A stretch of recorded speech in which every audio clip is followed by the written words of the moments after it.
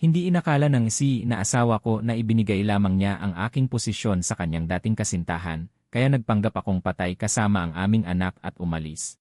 Ngunit bigla niya akong nabanggit sa isang piging sa bahay. Ang tagal na naming hindi nag-uusap, dapat nawala na ang galit niya. Dapat maging masaya na ulit ang aming pamilya. Agad namang sumang-ayon ang dating kasintahan, tama yan. Hindi pa kasi isang buwan ang anak niyo, hindi siya dapat nagagalit sa'yo. Tanong ni Bai Ningbing. Malapit na ang bagong taon, nasaan ang guro? Tiningnan ng mayordoma ang upuan na inuupuan ng dating kasintahan. Malungkot niyang sinabi, pumanaw na po ang guro at ang batang amo 3 araw na ang nakalipas. Pagkasabi nito, nakita ng lahat ang babaeng na dating mataas, hindi alintana ang kanyang imahe. Agad ding lumabas si Hongzhou. Alam ng buong hilagang lungsod na dati akong baliw na manliligaw ni Bai Ningbing. 8 taon ko siyang pinaglaanan ng pagmamahal.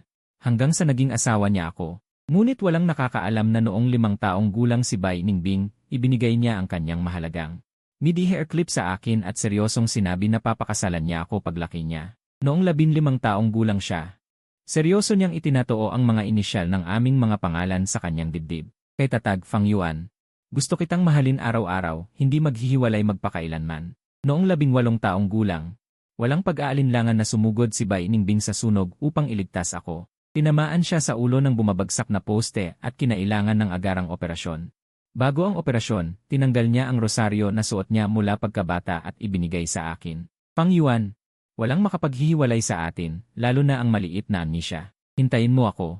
Tiyak na maaalala kita. Huwag mong tanggalin ang rosaryo, iyan ang tanda natin para magkakilala tayo. Nang magising si Bai Ningbing, nakalimutan niya ang mga alaala bago siya naging 16 na at napagkamalan ang kanyang crush na si Wang Teng bilang kanyang kasintahan. Sa loob ng 8 taon, sinubukan ko ang lahat ng paraan upang maibalik ang alaala ni Bai Ningbing. Ngunit iginiit ng ina ni Bai na pakasalan ko siya, na lalong ikinairita sa akin ni Bai Ningbing. Kahit kamakailan, naaksidente ako at muntik nang mamatay. Sinabi pa ni Bai Ningbing na sabihan na lang ako kapag patay na ako. Saktong gusto rin ni Teng Jie ang parehong posisyon.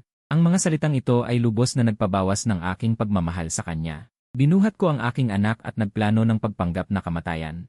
Ang gusto ko lang ay tuluyang lisanin ang kanyang mundo at wala ng koneksyon. Pagkaalis sa ospital, nakita ko ang malaking screen sa mall na paulit-ulit na ipinapakita ang panayam kay Bai Ningbing. Siya at si Wang Teng ay talagang karapat-dapat sa isa't isa. Puno ng pagmamahal. Siksuansuan ni Teng Jie ay 3 taong gulang pa lamang at nangangailangan ng pagmamahal ng isang ina. Ituturing ko siya bilang aking sariling anak at palalakihin ng mabuti. Ang sagot ni Bai Ningbing ay nagdulot ng sigawan mula sa mga nanonood. Wow, ang cool na babaeng siyu ay may ganitong lambing. Itinuring ang anak ng unang pag-ibig bilang isang kayamanan, sobrang pagmamahal. Nakakainggit. Ito ang taong mahal ni Bai Zong mula noong 16 na taong gulang siya. Kahit iniwan siya ni Wang Teng dati, nanatili siyang tapat. Pagkatapos ng 3 taon, nagkasama ulit sila. Napakahirap makahanap ng babaeng ganito ka-espesyal. Tiyak na sinamantala ni Fang Yuan ang pagkawala ng alaala ni Bai Zong para magtabumpay. Hindi ko alam kung ilang paraan ang ginamit niya. Silang dalawa talaga ang nagmamahalan. Gusto lamang ni Fang Yuan na makakuha ng kaunting bahagi sa loob ng 30 taon. Sobrang tuso. Akala niya na mapapanatili niya si Bai Zong sa pamamagitan ng pagkakaroon ng anak. Hindi siya pinapansin ni Bai Zong. Alam niyang si Wang Teng lamang ang nasa puso ni Bai Zong, ngunit inaangkin pa rin niya ang posisyon ng asawa. Ang sama ng kanyang pag-iisip. Ang masasamang salita ng lahat ay parang mga kutsilyo na sumaksak ng husto sa aking puso na nagdulot sa akin ng matinding sakit. Naputol ng iyak ng sanggol ang aking pag-isip. Hindi ko na pinansin ang iba at nagmamadaling pumasok sa kalapit na mall. Nagmamadali akong maghanap ng tindahan ng mga gamit para sa sanggol upang magtimpla ng gatas para sa aking anak.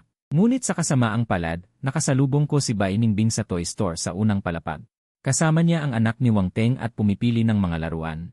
Matyaga siyang pumipili at ang kanyang malamig na mukha ay puno ng ngiti. Nang makita niya ako, nawala ang ngiti ni Bai Ningbing at malamig na nagsalita. Ang alam mo lang gawin ay magtanong tungkol sa aking kinaroroonan at umiyak na pabalikin ako sa bahay. Hindi ka ba pwedeng gumawa ng matinong bagay? Tama na yan, Ningbing. Kagagaling lang ni Fang Yuan sa aksidente.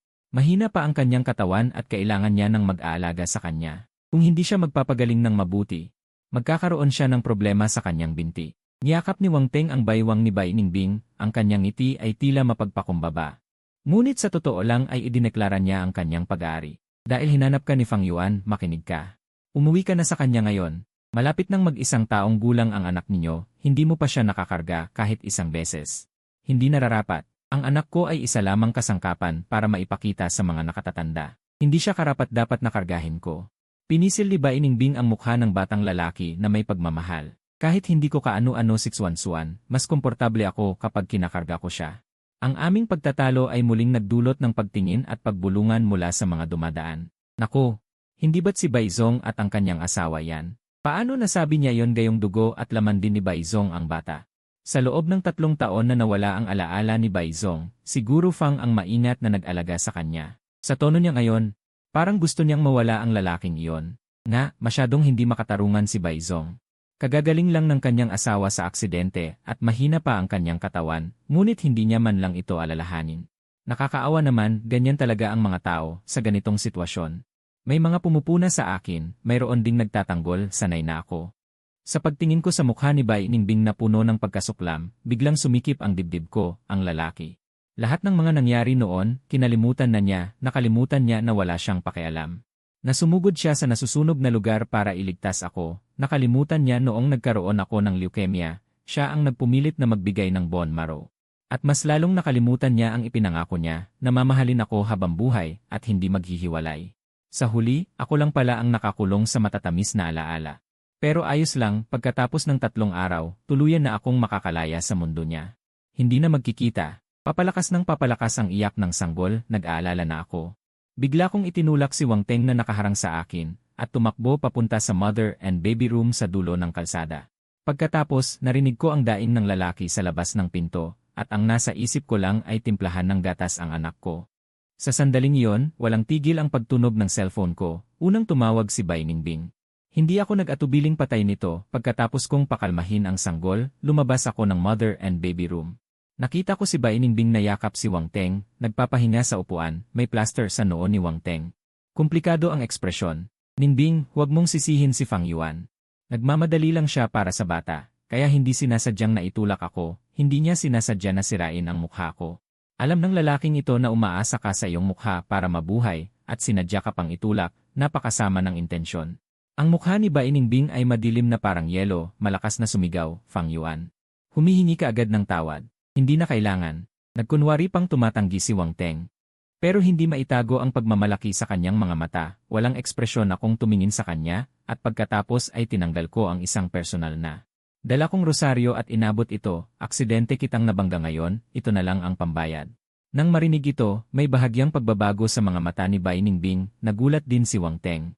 Nagkunwari pang tumatanggi, Fang Yuan, hindi pwede ito. Ito ang pinakamamahal mong gamit, itago mo na. Walang pagbabago ang ekspresyon ko, walang bahid ng emosyon. Huwag kang mag-alala. Fang Yuan, anong binabalak mo na naman? Pinigilan ni Bainingbing ang biglaang pag-aalala na bumabalot sa kanyang puso, at sumimangot siya na hindi natutuwa. Pinabalik ko na sa iyo dati ang rosaryo kay Wang Teng, umiyak ka pa at nagwala na ayaw mo, bakit bigla kang pumayag ngayon? Wala akong binabalak, ayoko na lang itago ito. Malamig ang ekspresyon ko. Inakap ko ang bata at handa nang umalis, pero hinarang ako ni Bainingbing sa daan, huwag mong isipin na sa paglalaro mo ng ganitong. Akala mo sa pagpapaawa mo, uwi ako sa iyo, gusto mo na talagang makipaghiwalay. Huwag kang managinip. Inilagay ko ang rosaryo sa kamay niya, hindi ko man lang siya tiningnan. Umalis ako, tutal sa loob ng 3 araw, tuluyan na akong aalis sa mundo niya. Bakit ko papahalagahan ang rosaryo na bigay niya, lalong hindi ko naiisipin kung uwi siya o hindi. Bahagyang nararamdaman ni Bainingbing na parang nagbago ako. Pero hindi niya masabi kung saan ako nagbago, pinunasan niyang mabuti ang rosaryo at ibinigay kay Wang Teng. Ito ang pinakamahalaga kong pulang rosaryo, para sa iyo, Ningbing. Parang nagalit talaga si Fang Yuan, umuwi ka na kaya para tignan siya. Mahinang payo ni Wang Teng. Anong pakialam ko kung nagalit siya? Pagkasabi ni Bainingbing, tara na. Tahimik na umabot sa alas negatibo, 12 ang mga kamay ng orasan sa dingding, hindi pa rin umuwi si Bainingbing. Kung dati, tiyak na tatawagan ko ang lahat ng taong malapit sa kanya, tatanungin ko kung nasaan siya, gagawin ko ang lahat para mapauwi siya. Tutal 2 beses na siyang naoperahan sa utak, hindi siya pwedeng magpuyat, pero ngayon. Abala ako sa pag-aasikaso ng iba't ibang bagay, ayokong mag-aksaya ng oras sa isang walang kwentang tao. Sinimulan kong ayusin ang mga regalo na ibinigay ko kay Bainingbing sa mga nakaraang taon, aba. Umabot ng 5 malalaking kahon, may mga relo at kaligrapya na nagkakahalaga ng daan-daang libo. Mayroon ding 136 na high-end na damit at 238 na love letters na isinulat ni Bai Ningbing sa akin dati. Buong puso akong umaasa na magagamit ko ang mga liham na ito para gisingin ang pagmamahal niya sa akin at ang kanyang mga alaala, pero hindi ko inasahan. Noong palihim na sinabotahe ni Wang Teng, naantala ang pagdalaw ko kay Bai Ningbing sa ospital, nang madali akong dumating sa ospital na may dalang mga liham. Mahigpit na hawak ni Bai Ningbing na nagising na ang kamay ni Wang Teng, puno ng pagmamahal ang kanyang mga mata, "Ateng kuya. Aalagaan kita habang buhay, sisiguraduhin kong magiging top star ka." Sa sandaling iyon, puno ako ng takot at kalungkutan, gustong-gusto kong patunayan ang pagkatao ko sa pamamagitan ng mga liham at rosaryo, pero ang natanggap ko ay ang malamig na pagdududa ni Bai Ningbing. "Napakatuso mong lalaki, nagawa mo pang palitan ang bida sa love letters na isinulat ko kay Wang Teng at sinadya mo pang mag-spray ng parehong pabango sa dibdib mo." Gusto niyang itapon ang rosaryo ni Wang Teng na ibinigay ko, napakasama na, ang dating dalagang labis akong minahal. Naniniwala lang sa mga kasinungalingang gawa-gawa ni Wang Teng, puro pagkasuklam at pagkayamot na lang ang natitira sa akin, kahit anong paliwanag ng matalik niyang kaibigan. Buong diin na sinasabi ni Bai Ningbing na pinaplano ko ng mabuti na agawin ang posisyon ni Wang Teng, nagbanta pa nga siya. Na kung tulungan pa ako ng mga kaibigan niya, makikipagputol siya ng ugnayan sa kanila. Balikan ang nakaraang 8 taon. Palagi akong nakasunod kay Bai Ningbing, puro walang katapusang paghihintay at panunuya lang ang natanggap ko, hindi ko mapigilang tumulo ang luha ko. Lumabo ang paningin ko, kung talagang mahal niya ako, paano niya ako hindi maalala? At napagkamalan pa ang iba na boyfriend, bakit hindi man lang niya ako pagkatiwalaan, sa totoo lang? Dahil hindi niya ako sapat na mahal, kaya madali siyang naniwala sa sinasabi ng iba. Pinigilan ko ang sakit sa puso ko. Tinanggal ko ang singsing sa kasal at itinapon sa basurahan, binuhusan ko rin ng gasolina ang mga regalong itatapon ko. Nagmadaling kunin ng katulong na si Lima ang singsing sa basurahan. At nag-aalalang sinabi, "Sir, ito po ang regalo ni Madam noong 16 na years old siya. Pinasadya niya po itong singsing na may nakaukit na paglubog ng araw mula sa South Africa, hindi po pwede itong itapon. Pati na rin po ang mga regalong ito at mga liham. Lahat po ito ay labis na pinapahalagahan ni Madam noon, kung itatapon niyo po ito, hindi niya po kakayanin. Pakiusap po, bigyan niyo pa po ng oras si Madam, mahal na mahal ka po niya, siguradong maaalala niya rin po ang lahat." Kahit maalala man ni Bai Ningbing ang lahat o hindi, desidido na akong hindi na siya babalikan. Itinapon ko ang nakasinding lighter sa mga regalong nakatambak, pero napagtanto kong ang Bai Ningbing na labis kong minahal ay nawala na noong 16 na years old pa lang siya, hindi na siya babalik. Ang nagliliyab na apoy ay sumalamin sa mga mata ko ngayong gabi, puno ng walang hanggang kalungkutan, pero mas marami ay pag-asam sa bagong buhay sa hinaharap. Sa loob ng 62 oras, tuluyan na akong mawawala kasama ang anak ko. Hindi ako mag-iwan ng kahit ano kay Bai Ningbing. Bago matulog, pinapatulog ko ang anak ko. Bigla kong napansin na napakainit ng katawan ng anak ko, namumula ang pisngi, at hindi rin tumitigil sa pagsuka. Bigla akong nataranta, nagmadali kong binuhat ang anak ko, at nagmamadaling bumaba para magmaneho sa basement. Pero pagdating ko sa baba, tumigil kayo. Sa ngayon, hindi ko na inaalala ang nakaraan naming alitan.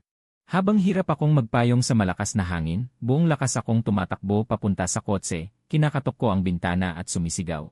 "Bai Ningbing, papasukin mo ako. Mataas ang lagnat ni Chengs, kailangan natin siyang dalhin sa ospital." Dahan-dahang binaba ni Bai Ningbing ang bintana, malamig na nakatingin sa mga mata ko, at malamig na sinabi, "Talaga ngang madami kang pakana, dahil hindi ako umuwi, ginamit mo pa ang pagkakasakit ng bata para lokohin ako. Talagang may lagnat si Chengs." Ako'y nagpapanik, pinagpapawisan at nanginginig. "Bai Ningbing, wala akong hinihiling sa'yo, ngayon lang, dumadaloy sa katawan ng anak mo ang dugo mo. Hindi ka ba naawa? Halos mawalan na ng malay ang anak mo sa taas ng lagnat. Si Chengs ay isa lamang instrumento para ipakita ko sa mga nakakatanda. Hindi siya karapat-dapat na kaawaan." Dahan-dahang hinalikan ni Bai Ningbing ang pisngi ng batang lalaki sa kanyang kandungan. Pagkatapos ay sinabi, "Eteng Jej, hindi man sikswansuan ang tunay kong anak. Pero kamukha niyo siya, gustong-gusto ko siya, gusto kong ibigay sa kanya ang lahat ng pinakamagandang bagay sa mundo." Nakaramdam ako ng pagkatakot at nanginig ang boses ko, "Bai Ningbing. Alang-alang sa ina mo, iligtas mo ang anak mo. Ningbing, mahirap sumakay ng taxi sa tag-ulan. Papasukin mo na sila sa kotse." Isinara ni Wang Teng ang kanyang script, malumanay ang kanyang tono. "Maghihilom din ang sugat ko sa noo, ayos lang ako. Ang tanga mo talaga. Ilang beses ka na niyang niloko, bakit hindi ka pa rin natututo?" Nakakunot ang noo ni Bai Ningbing. "Pupunta kaming magpaayos ng ngipin ni Xuan, wala kaming oras para mag-aksaya dito, magmaneho ka na." Mabilis na umalis ang kotse, nabasa ng tubig na tumalsik ang hita ko, unti-unting nanlamig ang puso ko. Nanginginig ako sa lamig, hindi ako makapagsalita ng maayos. Hindi lang nakalimutan ni Bai Ningbing ang pagmamahal niya sa akin noon. Sapat nang malupit na hilingin ang kamatayan ko, pero ngayon kayang-kaya na rin niyang maging ganito kasama sa sarili niyang anak, nagbinibinihan sa kanyang paghihirap. Napakawalang puso, pilit kong itinayo ang aking pagod na katawan at tumakbo sa kalsada. Kumakaway ako sa mga dumaraang sasakyan, sa wakas huminto ang isang didi, tumakbo ang driver at binuksan ang pinto ng kotse. Nag-aalala niyang tanong, may sakit ba ang bata? Sumakay na kayo, dadalhin ko kayo sa ospital. Salamat, mahigpit kong niyakap ang anak ko at mahinang sinabi. Chengs, kailangan mong magpakatatag, malapit na tayo sa ospital. Iho, mukhang napakaliit pa ng anak mo, wala pa sigurong 1 taon? Bakit ikaw lang ang nagdala sa kanya sa taas ng lagnat niya? Nasaan ang nanay niya? Nagtatakang tanong ng driver. Patay na siya. Malamig kong sagot. Walang anumang bakas ng emosyon. Tumingin sa akin ang driver ng may pagkahabag, ang hirap naman. May malinis akong tuwalya sa likod, kunin mo at punasan mo ang buhok mo, baka magkasakit ka pa. Habang pinupunasan ko ang aking buhok gamit ang tuwalya, napansin kong mabilis ang takbo ng sasakyan, at agad nitong nahabol ang lumang Rolls-Royce sa unahan. Magkatabi ang dalawang sasakyan na huminto sa harap ng pulang ilaw, sa pamamagitan ng bintana ng sasakyan, malinaw kong nakita si Wang Teng na yakap si Bai Ningbing. Nagkukwentuhan at nagtatawanan, tumingin pa si Wang Teng sa akin na may mapanuyang tingin. Iho, ang babaeng yan sa sasakyan, asawa mo ba?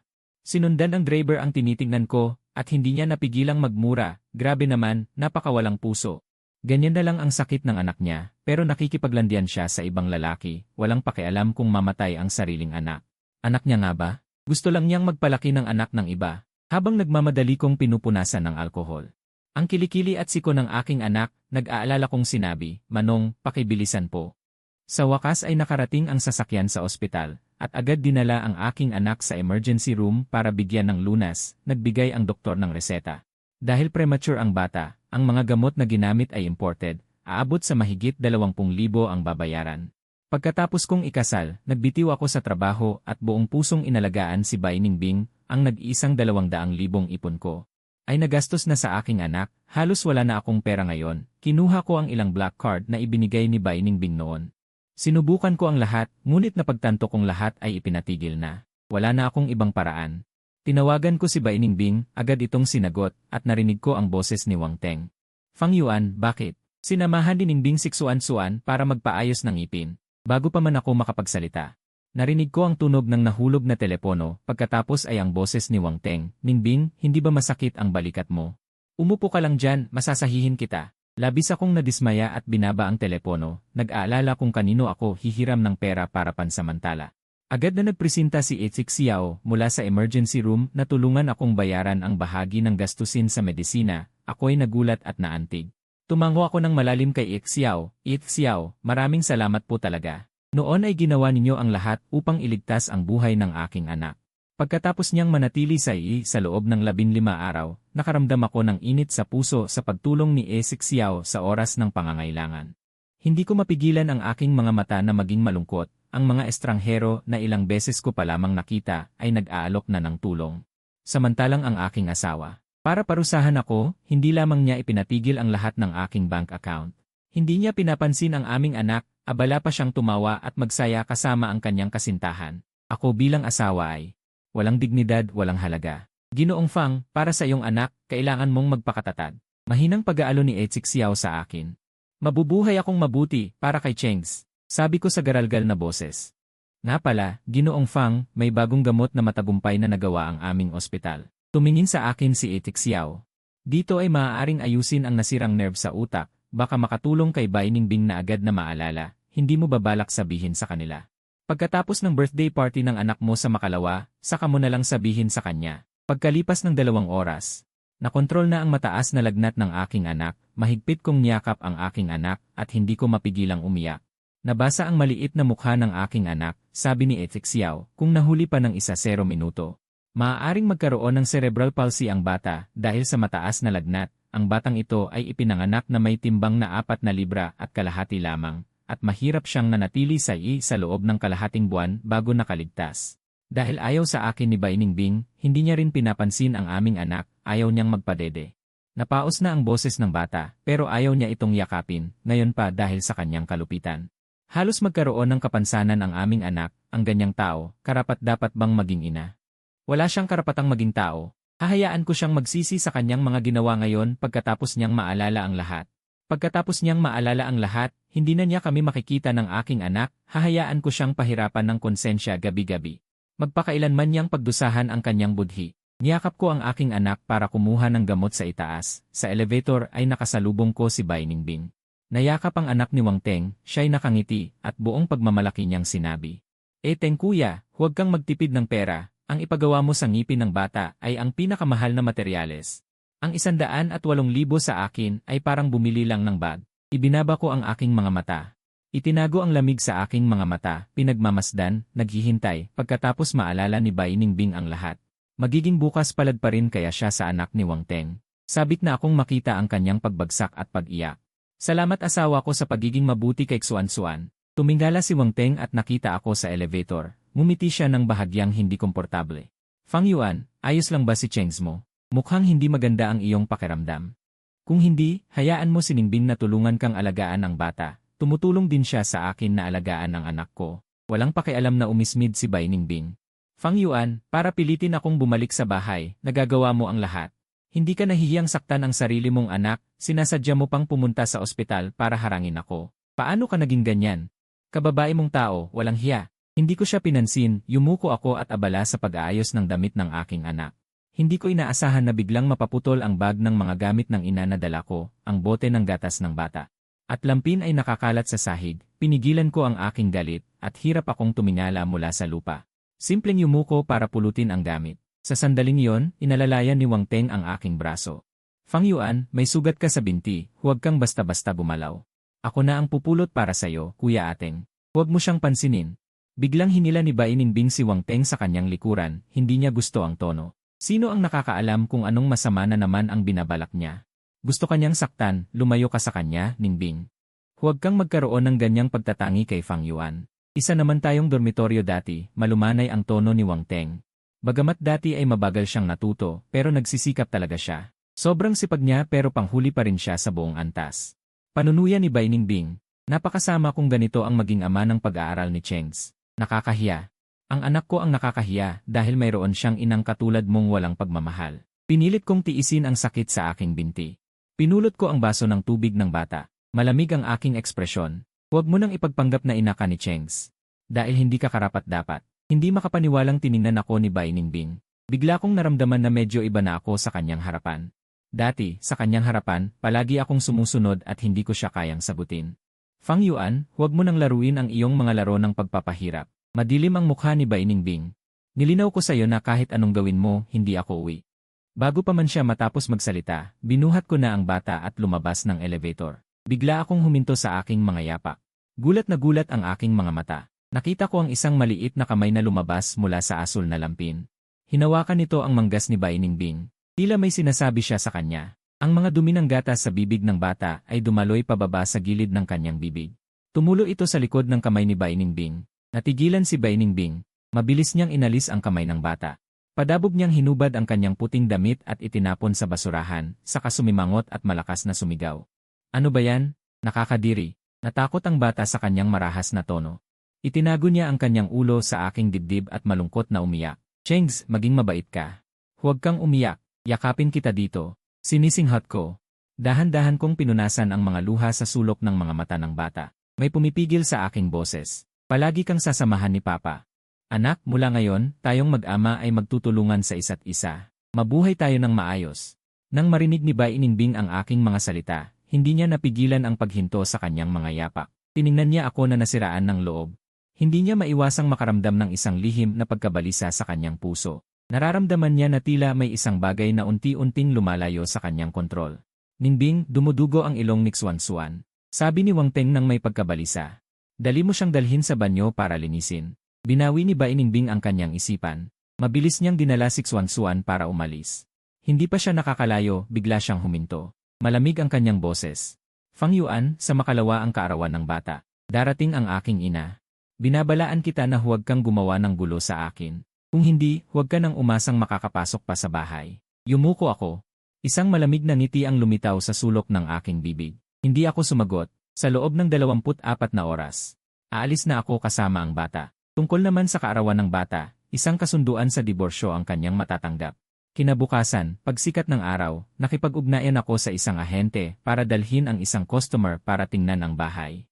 Nagkatinginan ang mag-asawang matanda. Nagtanong sila ng may pag-aalinlangan. Ginoong Fang, bakit nagmamadali kang ibenta ang bahay na ito? May problema ba? Bumili lang ako ng bahay na mas malapit sa trabaho ng aking asawa. Kalmado ang tono ko, walang pakialam ang aking ekspresyon.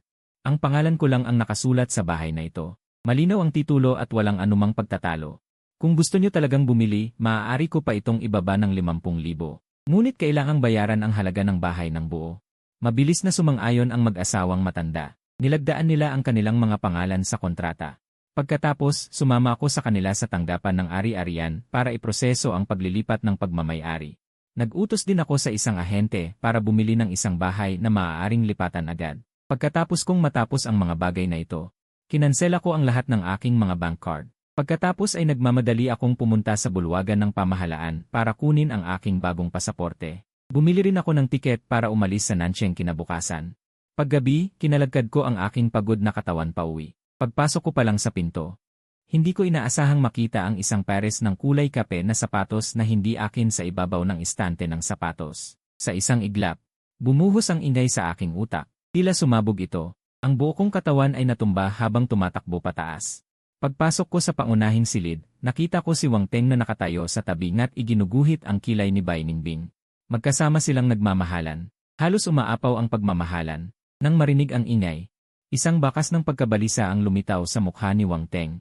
Mabilis niyang itinulak si Bai Ningbing sa kanyang mga bisig. Sinabi niya, "Ningbing, huwag kang magulo." Bumalik na si Fang Yuan. Hindi nararapat na gawin natin ito sa harap niya. Bahay ko ito. Gagawin ko ang gusto ko. Isa lamang siyang asawa sa pangalan. Anong karapatan niyang pakialaman ako? Talagang napakasama ni Bai Ningbing. Ningbing, napakawalang puso mo. Lihim kang nakikipag-date kay Wang Teng at ayos lang iyon. Ngunit ngayong dinala mo pa siya sa pagawaan para ipahiya ako, naisip mo bang nasa loob ng bahay ang anak natin? Puno ako ng pag-aalala at hindi ako nag-aksaya ng oras. Nagmadali akong bumalik sa villa. Nakita ako ng katulong na si Aling Linang makabalik ako at agad na nag-abot ng isang basong tubig. Tinanggap ko ang tubig. Mahinang-mahina akong nag-utos, pakiayos mo ang guest room sa unang palapag. Doon kami matutulog ni Chenzi ngayong gabi. Tandaan mong ilipat ang orchid na iniwan ni Lola sa guest room. Gusto ng orchid ang lugar na may magandang hangin. Hindi nito gusto ang masamang hangin sa bahay na ito. Sige po, Gino. Nag-alangan si Aling Li. Nag-aalangan siyang magsalita. Sabi ni Miss na gusto raw po ninyong inumin ang nilagan ninyong yam at rib soup. Ipinapagawa po niya agad sa inyo para iabot kay Ginoong Wang Teng. Kung hindi ninyo susundin, huwag na raw po kayong babalik dito. Naging malamig ang aking tingin at walang emosyon ang boses ko. Mas mabuti kung hindi na siya babalik. Mas payapa ako. Sa gabi, mahimbing akong natutulog sa guest room na nakabalot ng kumot. Biglang hinablot ng isang tao ang kumot at sumunod ang matinis na sigaw ni Bai Ningbing, "Bingi ka ba? Inutusan kitang magluto ng sopas para kay Wang Teng. Hindi mo ba narinig? Katatapos ko lang operahan. Hindi pa gumagaling ang katawan ko. Bakit ako magluluto ng sopas para kay Wang Teng? Hindi ako nagpadaig. Dahil ba dinala mo siya sa bahay para ipahiya ako? O dahil ba umaasa kang mamatay na ako para makuha ni Wang Teng ang pwesto ko?" Nagulat si Bai Ningbing na nakatingin sa akin. Matagal bago siya nakapag-react at sinabing, "Lumaki na ang ulo mo.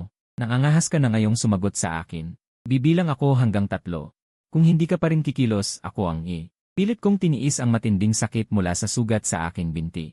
Kinuha ko ang baso ng tubig sa tabi ko at diretsong ibinuhos sa kanya. Ang bahay na ito ay bigay ng iyong ina sa akin. Wala kang karapatang magturo sa akin dito at sumigaw. Hindi handa si Bai Ningbing. Agad na nabasa ang kanyang puting damit. Sa galit at kahihiyan, sumigaw siya ng malakas. "Sino ang nagbigay sa iyo ng lakas ng loob para sabuyan ako? Itinulak mo si Wang Teng sa mall noon. Halos masira ang kanyang mukha. Sobra-sobra pa nga ang pagluluto mo ng sopas bilang kabayaran. May lakas pa ng loob kang gumawa ng eksena sa akin. Talagang walang nanay na nagturo sa iyo. Bastos at walang pinag-aralan. Akala ko sa sarili ko, sa kanya ay sukdulan na akong nadismaya. Ngunit sa sandaling ito, natuklasan ko na napakawalang puso ni Bai Ningbing. Ginamit pa niya ang pinakamasakit na peklat sa aking puso. Dati, hinahawakan niya ang aking kamay at malambing na sinasabi, "Fang Yuan, huwag kang umiyak. Simula ngayon, ang nanay ko ay nanay mo na rin. Sabihin mo kung anong gusto mong kainin. Ipapagawa ko sa kanya para sa'yo. Hindi kita papayagang maghirap. Kung may mang-api sa'yo at sabihing wala kang nanay na nagturo sa'yo, hindi ko talaga siya patatawarin. Tila naririnig ko pa rin ang mga pangako ni Bai Ningbing. Ngunit ngayon, para protektahan si Wang Teng, napakawalang awa niyang sinasaktan ako. Pagkamuhi at sakit. Mula sa talampakan ng aking mga paa ay umakyat sa aking ulo, anupat nagniningas ang aking mga mata at halos sumabog sa galit. Ayoko nang magtimpi pa. Sumigaw ako ng malakas kung sa tingin mo ay napakasama ko. Bakit hindi mo hanapin si Wang Teng? Bakit ka pa bumabalik dito? Hindi kita pinilit na bumalik. Fang Yuan, sumama ako kay Ningbing para tulungan lang siyang ayusin ang kanyang mga damit. Wala talaga akong intensyong ipahiya ka. Nakayuko si Wang Teng at nagpaliwanag na nagkukunwari. Hindi niya lang nakontrol ang kanyang emosyon. Wala rin akong magawa. Habang sinasabi niya ito, yumuko siya sa akin at nag-abot ng isang bank card. Nakakahiya talaga. Dahil sa akin, nagkaganyan kayo. May 5 milyon sa card na ito. Huwag ka nang magpanggap dito. Tinitigan ko siya ng masama. Bibilang ako hanggang 3. Kung hindi ka pa rin aalis, hintayin mong si Nanay Bai mismo ang mag-ayos sa'yo. Nang sabihin ko ito, agad na nagbago ang ekspresyon sa mukha ni Bai Ningbing. Gusto ni Wang Teng na mapasaya si Nanay Bai. Kung talagang maabala si Nanay Bai, tiyak na hindi maaayos ang nangyari ngayong araw. Inakbayan ni Bai Ningbing si Wang Teng habang galit na sinasabi. Maghintay ka lang, hindi pa tapos ito. Sa pagbagsak ng kanyang boses, malakas kong isinara ang pinto. Galit na inakbayan ni Bai Ningbing si Wang Teng habang nagmamadaling bumalik sa kotse. Napakadilim ng kanyang mukha. Hindi kalayuan, ilang katulong ang palihim na itinuturo sila. At mahinang nagbubulungan. Ang lahat ng kanilang mukha ay nagpapakita ng pagkagulat. Sa pagkakataong ito, nakapagpakita si Ginoong Fang ng katapangan. Habang pinapanood namin sa gilid, nakaramdam kami ng labis na ginhawa. Tama nga. Napakasumobra naman ang ginawa ng Yaong Miss, pinagluto pa talaga ng sabaw ang lalaking kalaguyo niya, gayong kapapanganak pa lang ng pasyente. Kung ako yon, siguradong sasabog na ako sa galit. Kahit gaano pa kabait ang isang tao, may hangganan din, lalo na si Ginoong Fang na mahal si Yaong Miss, pero patuloy siyang pinahihirapan. Sino ang makakatiis? Ganyan talaga si Yaong Miss, isinulat siya ni Ginoong Fang, napakagaspang. Sa malaot madali, mauubos ang pagmamahal ni Ginoong Fang, at pagsisisihan niya yon. Mapanghamak na humalakhak si Bai Ningbing, ang pinakahuling pagsisisihan niya sa buhay na ito ay ang pakikinig sa kanyang ina na pakasalan ako. Ang lalaking iyon ay napakalalim ng pag-iisip, noong magising siya mula sa pagkawala ng malay, si Wang Teng ang nag-alaga sa kanya ng buong puso. Nagsiselos siya, kaya sinadya niyang amuyin ang pabangong katulad ng kay Wang Teng. Iginiit niyang ako ang sumagip sa kanya sa sunog, at ang mas nakakatawa pa, naglabas siya ng isang kahon ng mga liham ng pag-ibig. Sabi niya ako ang sumulat para sa kanya, hindi naman ako bulag, malinaw na para kay Wang Teng ang mga liham na yon. Nakita ni Wang Teng sa gilid ng kanyang mata na hindi maganda ang hitsura ni Bai Ningbing, kaya dali-dali siyang tumayo para aliwin ito. Ningbing, masyado ka lang talagang mahal ni Fang Yuan. Nahirapan siyang tanggapin na nakita niya akong pinapalitan ang gamot mo ngayon. Hindi pa siya gaanong katagal nakalabas ng ospital, hindi dapat masyadong magbago ang emosyon niya, kaya huwag mo na siyang intindihin. Kuya Ateng, napakabait mo talaga, inihanda ko talaga siya para mapahiya ngayon. Tinutulungan mo pa siyang magsalita, yumakap si Bai Ningbing kay Wang Teng at galit na sinabi. Kailangan kong ipaalam sa kanya na walang magandang mangyayari sa sinumang makakaaway sa akin, mga tao. Maghanda agad kayo ng isang kasulatan ng diborsyo, para mawalan ng kahit ano si Fang Yuan. Marahang tinapik ni Wang Teng si Bai Ningbing sa kanyang mga bisig. Isang hindi napapansing bahid ng kadiliman ang sumilay sa kanyang mga mata. Naisip niya, maghain ng diborsyo si Bai Ningbing habang nagpapagaling si Fang Yuan.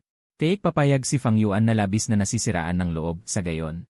Makukuha niya ng maayos ang posisyon ng asawa ni Bai Ningbing, pinaikot-ikot ni Wang Teng ang kanyang mga mata. Biglang hinawakan ang dibdib, nagpanggap na masakit, Ningbing. May gusto pa sana akong hilingin sa iyo. Pagkaalis ni Bai Ningbing, pinunit ko ang lahat ng mga larawan ng kasal at mga album. Itinapon ko ang lahat sa basurahan, pagkatapos ay inayos ko ang mga damit. Inilagay sa maleta, nagmamadaling umikot si Naili sa gilid, sinabi niyang tatawagan si Bai Ningbing para ipaalam ang nangyari. Itinaas ko ang aking kamay para pigilan siya, huwag mong gambalain si Madam, hindi maganda ang kanyang kalusugan. Ngunit, aalis na lang kayo kasama si Little Young Master, iiwanan niyo si Young Miss na mag-isa. Paano na ito? Namumula ang mga mata ni Naili, 2 beses nang inoperahan sa utak si Young Miss. Hindi dapat masyadong ma-stress, hindi siya mamamatay, malamig kong sinabi. Pagkatapos ay kinuha ko ang larawan ni Nan Huaxiu sa dingding ng silid tulugan, iyon ang regalo ng aking ina sa akin bilang kasal. Tumango si Naili at aakyat na sana sa itaas nang bigla niyang tiningnan ang pintuan ng villa. Biglang lumitaw ang isang nakakagulat na ekspresyon sa kanyang mukha. "Young miss, bakit ka bumalik?" Lumingon ako upang tingnan si Bai Ningbing na naglalakad papasok. Hindi ko maiwasang sumimangot at malamig na nagtanong. "Bakit ka bumalik?" Hindi man lang tumingin si Bai Ningbing at diretsong itinapon ang isang dokumento. Nagsalita ng may pagmamataas, "Pirmahan mo ang kasunduang ito at pagkatapos ay sumama ka sa akin sa ospital. Hinihiling mo sa akin na magbigay ng bato sa kapatid ni Wang Teng." Nanginginig ang kamay ko sa galit at muntik ko nang hindi mahawakan ang kasunduan. Malakas kong sinabi, "Hindi ako papayag dito, hindi ako nakikipag-usap sa'yo. Pinapaalam ko lang sa'yo, malala ang kalagayan ng kapatid ni Wang Teng, nasa huling yugto na." Sabi ni Bai Ningbing at binigyan ako ng isa pang kasunduan kung ayaw mong magbigay ng bato. Kung gayon magdiborsyo tayo. Pagkabanggit niya nito, agad nagbago ang aking ekspresyon. Hindi ko sinasadyang umatras ng kalahating hakbang, kasama na ang biglaang pagpapatingin niya sa akin sa ospital noong unang bahagi ng taon. Iyon pala ang plano niya. Nakita ni Bai Ningbing ang aking paghihirap at nangutya. Ang pagliligtas ng buhay ay isang napakalaking merito. Hindi ba't palagi mong sinasabi na mahal mo ako, bakit hindi ka handang magsakripisyo ng kaunti? Isang bato lang naman ang mawawala sa iyo, ngunit ang kapatid ni Wang Teng, kung hindi malulunasan ang pagpalya ng bato, mamamatay siya. Bakit ko siya ililigtas? Galit kong tanong. Dahil ba palagi kayong magkasama ni Wang Teng, hindi mo pinapansin ang iyong sariling anak, o dahil inuwi mo siya para ipahiya ako? Natahimik si Bai Ningbing, ngunit agad na nagmatigas, "Asawa mo ako. Hindi ba dapat lang nagawin mo ito? Bibilang ako hanggang 3, kung hindi ka pa rin pipirma. Magdidiborsyo tayo bukas." Hindi ko siya pinansin, mahigpit kong niyakap ang sanggol. Hihilain ko na sana ang maleta nang marinig ko ang malamig na boses ni Bai Ningbing sa likuran ko. "Mga tao, dalhin niyo siya sa sasakyan, bilisan niyo." Nagulat ako at hindi ko na inintindi ang aking maleta. Tiniis ko ang sakit sa aking binti.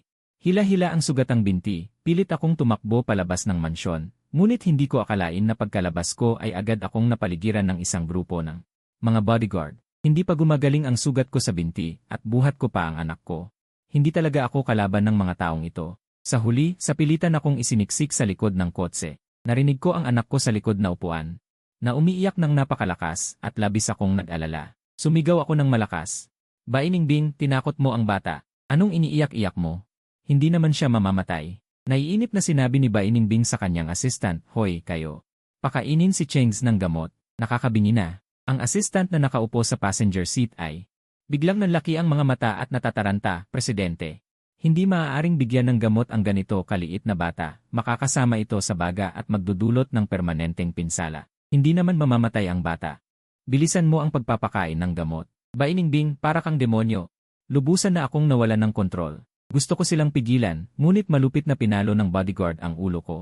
Agad akong nahilo. Sa huling sandali bago ako mawalan ng malay, ginamit ko ang lahat ng aking lakas upang sumigaw. "Bai Ningbing, magbabayad ka sa lahat ng ginawa mo ngayon. Hindi ako magsisisi." Malamig na sinabi ni Bai Ningbing, "Bilisan mo ang pagpapakain ng gamot sa bata at takpan ang kanyang bibig." Hindi nagtagal, dahan-dahan akong nagising at natagpuan ko ang aking sarili na nakahiga sa operating table. Ang mga doktor at assistant ay naghahanda para sa operasyon. Nakatayo sa tabi ng kama sina Bai Ningbing at Wang Teng. Galit akong tumitig kay Bai Ningbing at desperadong sumigaw, "Kinukuha mo ang aking bato sa pamamagitan ng panloloko. Bawal yan sa batas. Ako ang may-ari ng ospital na ito. Sino ang makakaalam na labag yan sa batas?"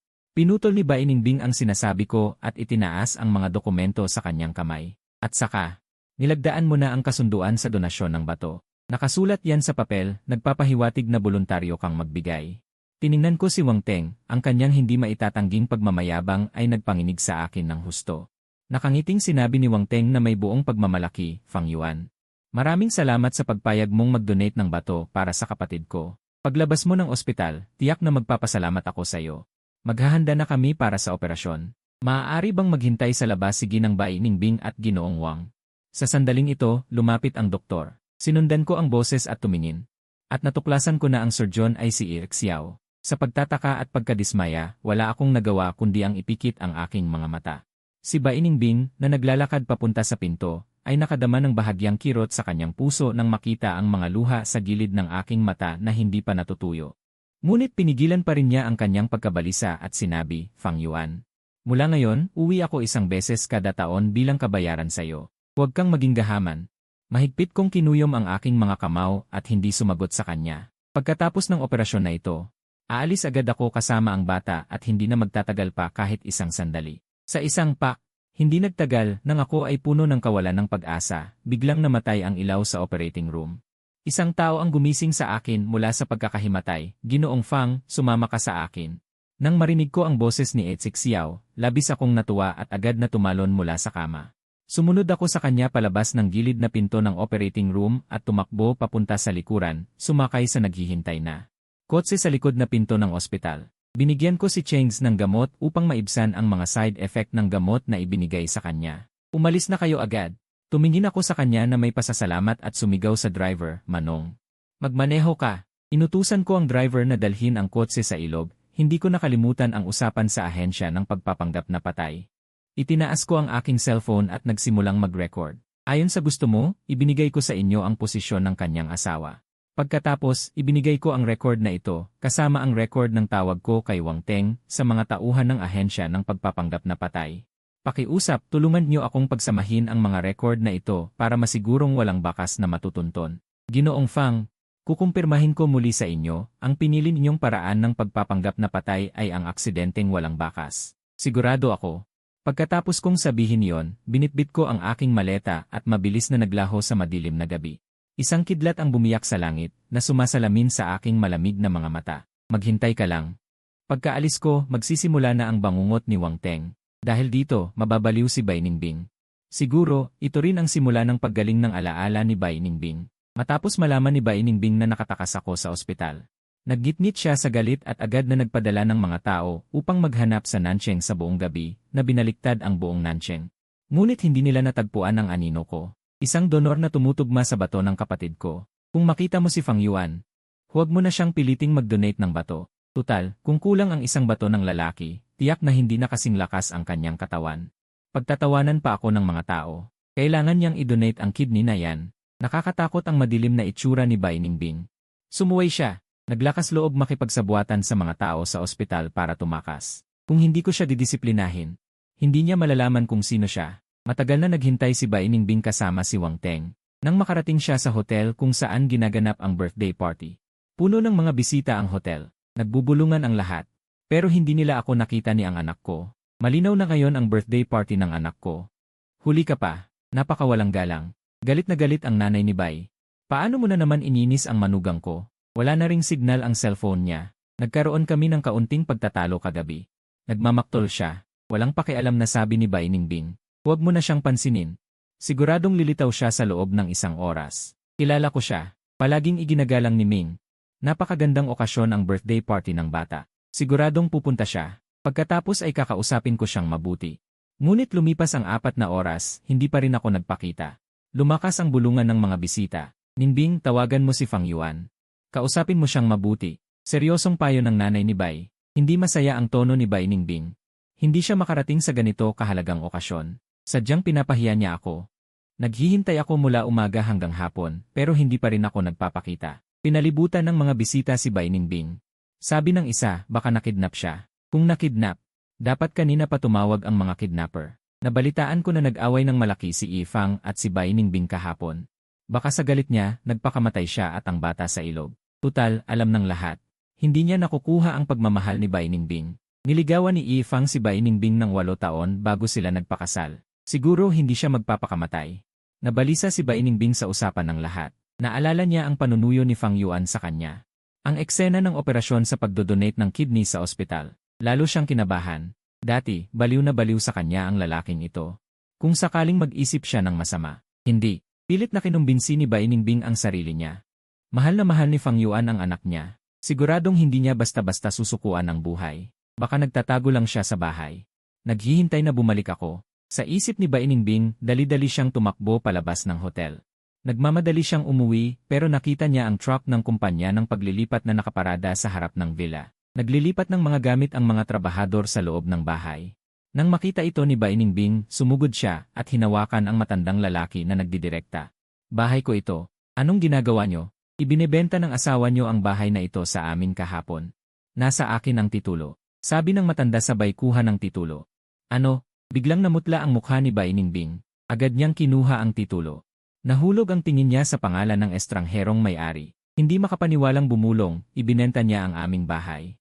Paano nangyari ito? Regalo ito ng nanay ko sa kanya bilang pasasalamat. Sabi pa niya ipapamana niya ang villa na to sa aming mga anak.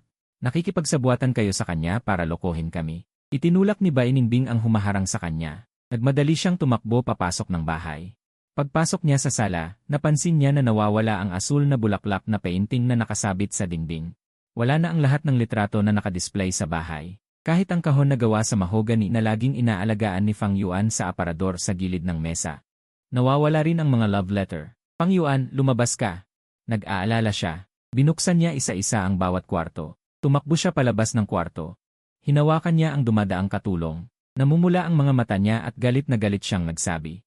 Saan nagtago si Fang Yuan? Kung magtago kayo ng kahit isang salita, hindi ko kayo patatawarin. Dinala niyo si Sir sa ospital kagabi. Hindi na siya bumalik simula noon. Kinakabahang sagot ng katulong. Sinunog niya rin ang lahat ng regalo niya sa inyo at mga love letter kahapon. Sinunog niya lahat. Umurong si Bainingbing ng 2 hakbang. Mahal na mahal niya ako. Hindi niya kayang sunugin ang mga regalo ko. Sinunog niya lahat. Nakita ko mismo.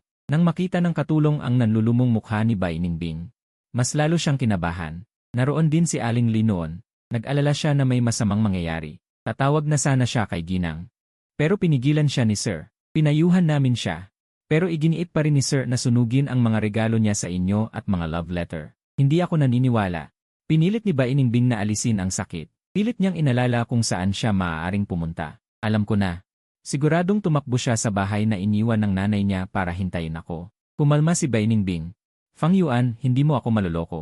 Titignan ko kung gaano kakatagal makakapagtiis na hindi umuwi. Sigurado siya na sa loob ng 2 oras. Babalik si Fang Yuan ng nakayuko para humingi ng tawad, magbigay ng regalo at magkabati kami. Pero pagbalik ni Bainingbing sa ballroom ng hotel, hindi pa rin niya nakita si Fang Yuan kahit nagdilim na. Ang lalaking ito ay may malaking tapang.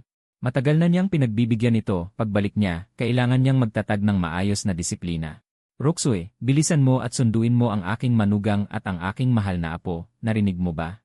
Seryoso ang mukha ng ina ni Bai, lahat ng bisita ay naghihintay sa kanila, balak mo bang hayaan ang pamilya Bai na mapahiya? Sa huli, nairitang sinabi ni Bainingbing, sige. Sige, naintindihan ko na. Pupunta na ako. Balak niyang umalis, pero biglang tumakbo papasok ang isang balisang assistant. Anong nangyari? Nasaan si Fang Yuan, Presidente? Ipinagbili rin ng lalaki ang bahay na pamana ng kanyang ina dahil wala namang nakatira roon. Pumalabog ang dibdib ni Bainingbing. Si Fang Yuan ay lumaki kasama ang kanyang ina, at itinuring ang bahay na yon na mas mahalaga pa sa kanyang buhay, ngayon ay ipinagbili niya ang bahay. Ganap na niyang pinuputol ang lahat, balak na niyang hindi na bumalik. Ikaw na Suwail na anak, ano ba ang ginawa mo at inaapi mo ang aking manugang? Kinuha ng ina ni Bai ang kanyang tungkod at pinalo siya, kagagaling lang ni Fang Yuan sa ospital, ang hina-hina pa ng kanyang katawan. Nakikipag-away ka pa sa kanya at iniinis mo siya. Tao ka pa ba? Paano ako nagkaroon ng isang anak na tulad mo na? Walang utang na loob. Bilisan mo at hanapin mo siya, baka gumawa siya ng kalokohan. Naiirita si Bainingbing sa kanyang puso. Ina, huwag po kayong mag-alala, nagtatampo lang si Fang Yuan dahil naghain ako ng diborsyo kagabi. Sinasadya niyang magtago para inisin ako. Mahal na mahal niya ang bata, hindi niya gagawa ng kalokohan. Mga tao, ipaskil ang missing person notice sa buong lungsod, siguraduhin inyong dalhin siya sa akin. Kinansela na ang at rehistro ng Pangulo at walang anumang impormasyon tungkol sa kanyang mga biyahe. Presidente, may nakita akong isang tao. May impormasyon siya tungkol sa Mr. Patakbong lumapit ang assistant kasama ang isang matanda at halata ang excitement sa kanyang boses. Napakunot no si Bainingbing. Hinawakan niya ang manggas ng matanda at nagtanong, saan mo nakita ang asawa ko? Nasaan siya ngayon? Nanginginig na itinaas ng matanda ang bagay sa kanyang kamay. Nangingisda ako sa tabi ng Ilogway kagabi ng alas negatibo, 12 ng hating gabi. Nakita ko ang mga bagay na ito na nakapatong sa ilalim ng bato. Ang pangalan ay Fang Yuan. Binuksan ni Bainingbing ang kasunduan sa diborsyo, at nakita niya ang pangalan ni Fang Yuan na nakapirma sa dulo ng dokumento. Nanginginig na naman niyang kinuha ang recorder, huminga ng malalim at pinatugtog. Isang recording ang umalingaw-ngaw, Fang Wangteng. Kung hindi dahil sa iyong planong sabuatan, pagnanakaw sa aking kasunduan sa pag-ibig at pagpapalsipika ng handwriting. Talaga nga namang pinapaboran ka ngayon, ano? Narinig ang mapanuyang halakhak ni Fang Wangteng sa pag-record.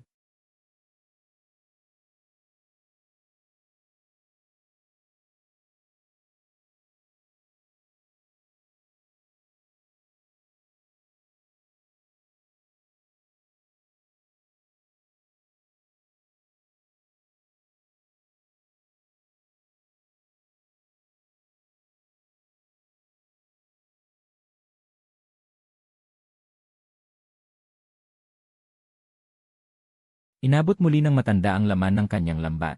Nakalakad din ako ng isang pares ng sapatos na panlalaki, size 43, sa ilog kagabi. Maliwanag ang nakaraan, tinitigan ni Bai Ningbing ang kulay abong sapatos na pang-sports. Naalala niya ang senaryo bago ang kanilang kasal. Napinilit siya ng kanyang ina na samahan si Fang Yuan sa pamimili. Sinabi ni Fang Yuan na kapag isinuot niya ang sapatos na binili ng taong mahal niya, mahahanap niya ang daan pauwi. Hindi siya pinansin ni Bai Ningbing noon. Umiyak ang ina ni Bai, "Roxue, pinatay mo si Fang Yuan na nagmamahal sa'yo. Pinilit mo siyang tumalon sa ilog kasama ang kanyang anak, ang aking mahal na apo ay katatapos lang mag-1 taon." Pagkatapos niyang sabihin yon, nagkagulo ang lahat. Hindi ko akalain, ginawa ni Fang Yuan ang lahat para gisingin ang memorya ng taong mahal niya, kaya nawalan siya ng dignidad at naging alipin ni Bai Ningbing sa loob ng 8 taon. Nakakalungkot naman at pinlano pa ni Fang Wangteng ang lahat, nagdulot ito ng malungkot na wakas sa mag-ama na tumalon sa ilog. Nga, mukhang mabait at mahinahon si Fang Wangteng, hindi ko akalain na ganito siya kasama at kasuklam-suklam. Naloko na ako noon ni Roxue. Ang taong mahal niya noon ay si Fang Yuan, pero Fang ang apelyido niya. Hindi ako naniniwala sa mga kasinungalingan ni Wangteng. Isinakripisyo ni Fang Yuan ang kanyang karera, at bumalik sa kanyang pamilya para gisingin siya. Pero ang kapalit nito ay ang kanilang iba't ibang relasyon ni Fang Wangteng at ang kanyang matinding pagkamuhi sa kanya. Nakakalungkot para sa kanya. Diyos ko, mayroon ding nag-post sa internet na pinilit ni Bai Ningbing si Fang Yuan na magpa-transfuse ng dugo sa kapatid ni Fang Wangteng kagabi, at pagkatapos ay may tumulong kay Fang Yuan na tumakas mula sa ospital. Tinanggal siya sa trabaho, kung ako iyon, mawawalan din ako ng gana na mabuhay. Hindi. Mahal na mahal ni Fang Yuan ang aming anak, hindi siya mamamatay. Nakahiga si Bai Ningbing sa lupa na may matinding sakit sa kanyang ulo. Sa huling segundo bago mawalan ng malay, mahigpit niyang hinawakan ang recorder, at sinabi sa kanyang naghihinalong tinig, "Hanapin niyo ako ng pinakamagaling na gamot. Gusto kong malaman ang lahat ng alaala, ang lahat ng katotohanan. Hanapin niyo si Fang Yuan. Hanapin niyo siya para sa akin." Nagtapos ang kanyang kaarawan sa pagtalon sa ilog ng mag-amang Fang Yuan, at dahil sa matinding kalungkutan, na ospital ang ina ni Bai. Kasabay nito, dinala rin si Bai Ningbing sa emergency room dahil sa pagputok ng ugat sa kanyang utak. Matapos marinig ang balita, binantayan ni Fang Wangteng sa loob ng 3 araw at 3 gabi hanggang sa magising si Bai Ningbing at sinampal siya nito ng malakas. Galit na galit ang babae, at paos ang kanyang boses, "Naaalala ko na ang lahat. Pinalitan mo ang pwesto ni Fang Yuan. Ikaw ang nanggulo sa amin at nagdulot ng maling akala sa akin sa loob ng 8 taon, pinilit mo siyang tumalon sa ilog kasama ang aking anak. Malalaman mo kung ano ang pakiramdam ng maging buhay na patay." Namamaga ang kanang pisngi ni Fang Wangteng dahil sa kanyang sampal. Sigaw niya, "Wala ka bang responsibilidad sa bagay na ito? Kung mahal mo talaga si Fang Yuan, bakit ka magpapadala sa akin? Ikaw ang nagpaasa sa kanya, ikaw ang pumatay sa mag-ama." Labis na nasaktan si Bai Ningbing, hawak ang kanyang dibdib habang lumuluhod sa lupa, at umaalingaw-ngaw ang maraming boses sa kanyang pandinig. "Roxue, maaari mo ba akong bilhan ng sapatos na ito na kulay gray? Dati, lahat ng sapatos ko ay binibili mo. Komportable isuot at maganda. Roxue, ito ang paborito mong sabaw ng yam at tadyang. Tingnan kung may maaalala ka." Maya-maya pa ay ang malungkot na boses ng lalaki sa recorder, "Sige. Ayon sa gusto mo, bibitawan ko na ang posisyon ko bilang asawa niya." Mahigpit niyang niyakap ang recorder. At napahagulgol. Sa loob ng 8 taon, isinakripisyo ni Fang Yuan ang kanyang trabaho na milyon-milyon ang kita. At nagboluntaryo na maging isang stay-at-home husband, dahil 2 beses siyang naoperahan sa utak at nanghina ang katawan. Ngunit palagi niyang itinatapon ang kanyang inihandang pagkain, at hindi man lang siya binigyan ng magandang tingin. Dinala pa niya si Wangteng sa bahay na ikinagalit ni Fang Yuan. Paano siya naging ganito kasama? Tumingala si Bai Ningbing na may luha sa mata, at isa-isang binigkas, "Hindi. Matatag ang Fang Yuan ko, hindi siya basta-basta mamamatay. Kapag nahanap ko siya, pagbabayaran ka ng iyong kasamaan." Ang gulo sa pagitan ni Bai Ningbing, Fang Yuan at Wangteng ay kumalat sa buong bansa, at galit na galit ang mga netizens kay Wangteng dahil sa kanyang malalim na pakana at masamang intensyon, kaya't marami ang nag-iwan ng mensahe na hinihiling sa kanya na umalis sa entertainment industry. Maya-maya, lahat ng commercial endorsement at pelikulang ginampanan ni Wangteng ay tinanggal, bumagsak ang stocks ng pamilya Bai, at nagreklamo ang mga shareholders. Pagkatapos ay tinawag ng mga netizens si Bai Ningbing na walang puso at walang utang na loob at pinagbantaan. Ang trending na balita tungkol sa pagmumura sa babaeng masama at lalaking third party ay tumagal ng 1 buwan at hindi pa rin humuhupa, kaya't araw-araw ay nakikita ni Fang Yuan na nasa ibang bansa ang mga balita sa kanyang telepono. Hindi niya binuksan ang balita at nilagpasan ito.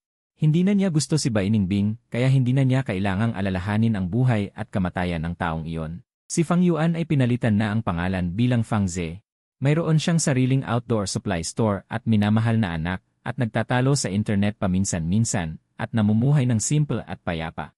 Lumipas ang panahon at lumipas ang 1 taon. Maaga siyang nagdala ng kanyang anak sa ospital para sa check-up. At hindi inaasahang nakasalubong niya sa elevator ang magandang si Yi Xiao. Ang babae ay nakatitig sa kanya at biglang napaluha. Ye Fang, matagal na tayong hindi nagkita, kumusta ka na? Nagkakamali ka, ang pangalan ko ay Fang Ze. Pagkatapos magsalita ni Fang Yuan ay handa na siyang umalis. Ngunit hinarang siya nito, kahit na ipinakulot mo ang iyong buhok, at tinanggal mo ang nunal sa ilalim ng iyong kanang mata. Nakikilala pa rin kita. Ye Fang, isa rin ako sa nagtapos sa ika-negatibo 1, kasing edad mo at ni Boss Bai. Ang pangalan ko ay Xiao Chochu, naalala mo ba? Hindi kita kilala. Mabilis na umalis si Fang Yuan. Sumunod si Yi Xiao, huwag kang mag-alala, hindi ko sasabihin kay Boss Bai na nakita kita. Gusto ko lang tumulong hanggat maaari bilang isang kaibigan. Naalala ni Fang Yuan ang eksena kung saan tinulungan siya nitong makatakas sa ospital, huminto siya at sinabi, "Pakiusap, panatilihin mo ang aking pagkakakilanlan. Ibigay mo sa akin ang iyong bank account, at ibabalik ko ang iyong binayaran na gasto sa ospital." Inabot ni Yi Xiao ang kanyang telepono, "Xiao Chochu, ayos lang. Hindi ako nagmamadali sa pera, idagdag mo ako sa WeChat kung may hindi maganda sa bata. Tawagan mo na lang ako." Agad na idinagdag ni Fang Yuan ang WeChat at sinabi ng babae, "Ang academic conference na sinalihan ko ay sa hapon, wala akong ginagawa sa umaga, samahan kita sa check-up." "Sige, salamat," sabi ni Fang Yuan. Sinamahan siya ni Yi Xiao sa buong oras hanggang sa matapos ang check-up ng bata. Nang maghiwalay sila, seryosong sinabi ni Yi Xiao, "Yem Fang, dahil sa iyo kaya ako nagdesisyon na mag-aral ng medisina. Naaalala mo pa ba? Dahil sa akin." Naguguluhan si Fang Yuan. "Paano nangyari yon? Wala akong maalala kahit isa. Nakakainis ka. Sumulat ka pa ng mga salita ng paghihikayat sa braso ko noon, pero nakalimutan mo na." Iling ang ulo ni Xiao Chochu at itinaas ang kanyang manggas. Mukhang nagtatampo, tingnan mo. Tumingin si Fang Yuan. At bahagyang nagulat. Nakita niya sa kanyang kanang braso ang mga salitang, "Iligtas ang mga may sakit at sugatan." Ang sulat kamay ay malakas at makapangyarihan, at ito nga ang kanyang sulat kamay. Nang tignan niya ang mga pamilyar na salita, ay may naalala siya. Noong 10 taong gulang siya, na-ospital si Fang Yuan dahil sa leukemia, at nakilala niya ang isang batang babae na nabalian ng binti dahil sa pagsasayaw. Nang matapos ang kanyang operasyon, siya ay nagpapahinga, at pumasok si Fang Yuan sa pamamagitan ng bintana at binigyan siya ng isang butterfly candy. "Fang Yuan, aalis na ako, ibibigay ko sa iyo ang butterfly candy na ito. Sana makapagbigay ito sa iyo ng kasiyahan. Paglaki ko, gusto kong maging doktor at gumawa ng pinakamabisang gamot sa sakit. Para hindi ka na mahirapan." Pinuri niya siya sa kanyang ambisyon, at gamit ang marker ay isinulat niya sa braso ng batang babae ang mga salitang, "Iligtas ang mga may sakit at sugatan." Hinimas ni Xiao Chochu ang mga salita sa kanyang braso at malumanay na sinabi, "Fang Yuan, palagi kong naaalala ang mga sinabi mo. Kaya't pinag-aralan kong mabuti at nakipagkumpetensya para sa unang pwesto sa aming edad. Umaasa na mapapansin mo ako kapag nakita mo ang listahan ng mga grado. Sumali ako sa dance troupe ng paaralan at nagsanay araw-araw. Umaasa na mapapansin mo ako kapag nanood ka ng Christmas dance program. Nagpalipad din ako ng malaking kahon ng mga butterflies araw-araw sa rooftop ng paaralan. Sana'y isipin mo ako kapag nakakita ka ng mga paru-paro na lumilipad. Dito ko tatapusin." Malungkot ang kanyang mukha. "Pero nakalimutan mo, si Bai Ningbing lang ang nakikita ng mga mata ko. Paumanhin, hindi ko alam na napakarami mong nagawa para sa akin." May pagkabagabag na makikita sa mukha ni Fang Yuan. Sinabi ni Bai Ningbing na inilabas niya ang mga paru-paro para sa akin, kaya naniwala ako. Malinaw na ako ang nagpakawala ng mga paru-paro. Itong si Xiao Chochu, noong araw na pinanood niya ang kompetisyon ko sa pagsayaw sa senior high school. Balak ko sanang sabihin sa iyo ang tungkol sa pagkabata ko, pero pinigilan ako ni Bai Ningbing dahil sa away na yon, napatawan siya ng parusa. Napilitan akong lumipat ng paaralan at hindi na nagkaroon ng pagkakataong makapasok muli. Habang sinasabi ito, dumaloy ang mga luha sa pisngi ni Xiao Chochu. Nang makita ko ang liham kung saan napagkamala ni Bai Ningbing si Wang Teng bilang kanyang kasintahan, gusto ko siyang bugbugin. Ngunit hindi nagbago ang iyong pagmamahal, hinabol mo siya ng 8 taon, matyagang naghintay sa kanyang mga alaala. Kung mas maaga lang sana akong nakapag-develop ng gamot na makapagpapanumbalik sa mga nerbiyo sa utak, hindi sana kita nasaktan ng husto. Nagtiis ka ng napakaraming paghihirap, okay lang. Malalampasan din ang lahat ng sakit. Magiging okay ako. Sabi ni Fang Yuan. Sa susunod, kung magkaroon ng pagkakataon, panonoorin kitang sumayaw ulit. CJ, buong galak na sagot ni Xiao Chachu. Simula ng araw na yon, araw-araw na pumupunta si Xiao Chachu sa tindahan ng outdoor equipment ni Fang Yuan. Nag-uusat sila tungkol sa lahat ng bagay, lalong nagiging malapit sa isa't isa. Kinabukasan, inimbitahan ni Xiao Chachu si Fang Yuan na manood ng sayaw. Napakaganda ng pagtatanghal. Medyo natigilan si Fang Yuan na nakaupo sa ibaba ng entablado.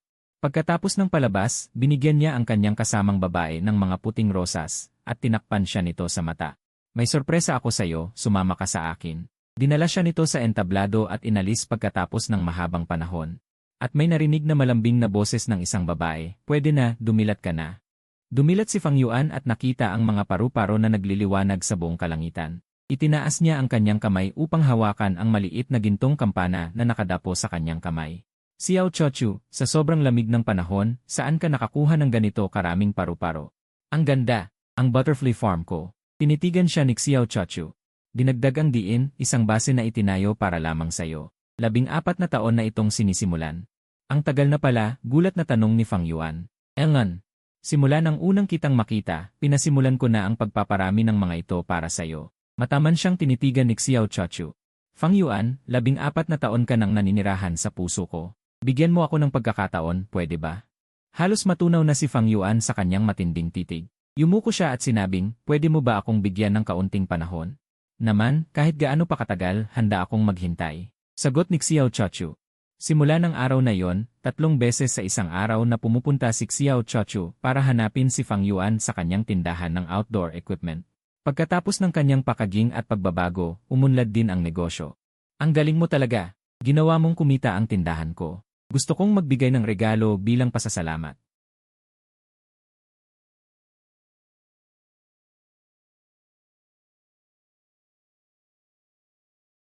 At naging sentro ng atensyon sa buong lugar. Naglapitan ng mga tao, Xiao Goddess. Nakahanap ka ng kapalit ng iyong unang pag-ibig, kamukha ni Fang Yuan. Ang pangalan niya ay Fang Ze. Ngumiti si Xiao Chachu at sinabing, sagot ko ang lahat ng gasto sa pagtitipon ngayon. Magsaya kayong lahat. Dagdag pa ng isa, mas naging masigla ang kapaligiran. Nakakaawa naman si Xiao Goddess, 14 na taon ng lihim na umiibig kay Fang Yuan. Hindi man lang nagkaroon ng pagkakataong umamin. Namatay ang taong mahal niya, kaya humanap na lang siya ng kapalit para maibsan ang kanyang pangungulila. Ang away nila ni Bai Ningbing dahil kay Fang Yuan ay talagang napakalaki. Napatawa ng parusa si Bai Ningbing. Napilitan din siyang lumipat ng paaralan. Hindi ko akalaing mauwi sa wala ang paghihintay niya ng maraming taon. Gusto ko nang umiyak para sa kanya. 3 taon na nagpakawala ng mga paru-paro si Xiao Goddess para kay Fang Yuan. Napakaromantik at puno ng pagmamahal. Noon, kinakiligan ko talaga silang dalawa. Sayang at inagaw siya ni Bai Ningbing. Fang Ze, ang mga magulang ni Xiao Chachu ay mga mataas na opisyal ng gobyerno. Napakayaman nila. Napakaswerte mo na maging kasintahan niya. Ngumiti lang si Fang Yuan bilang tugon.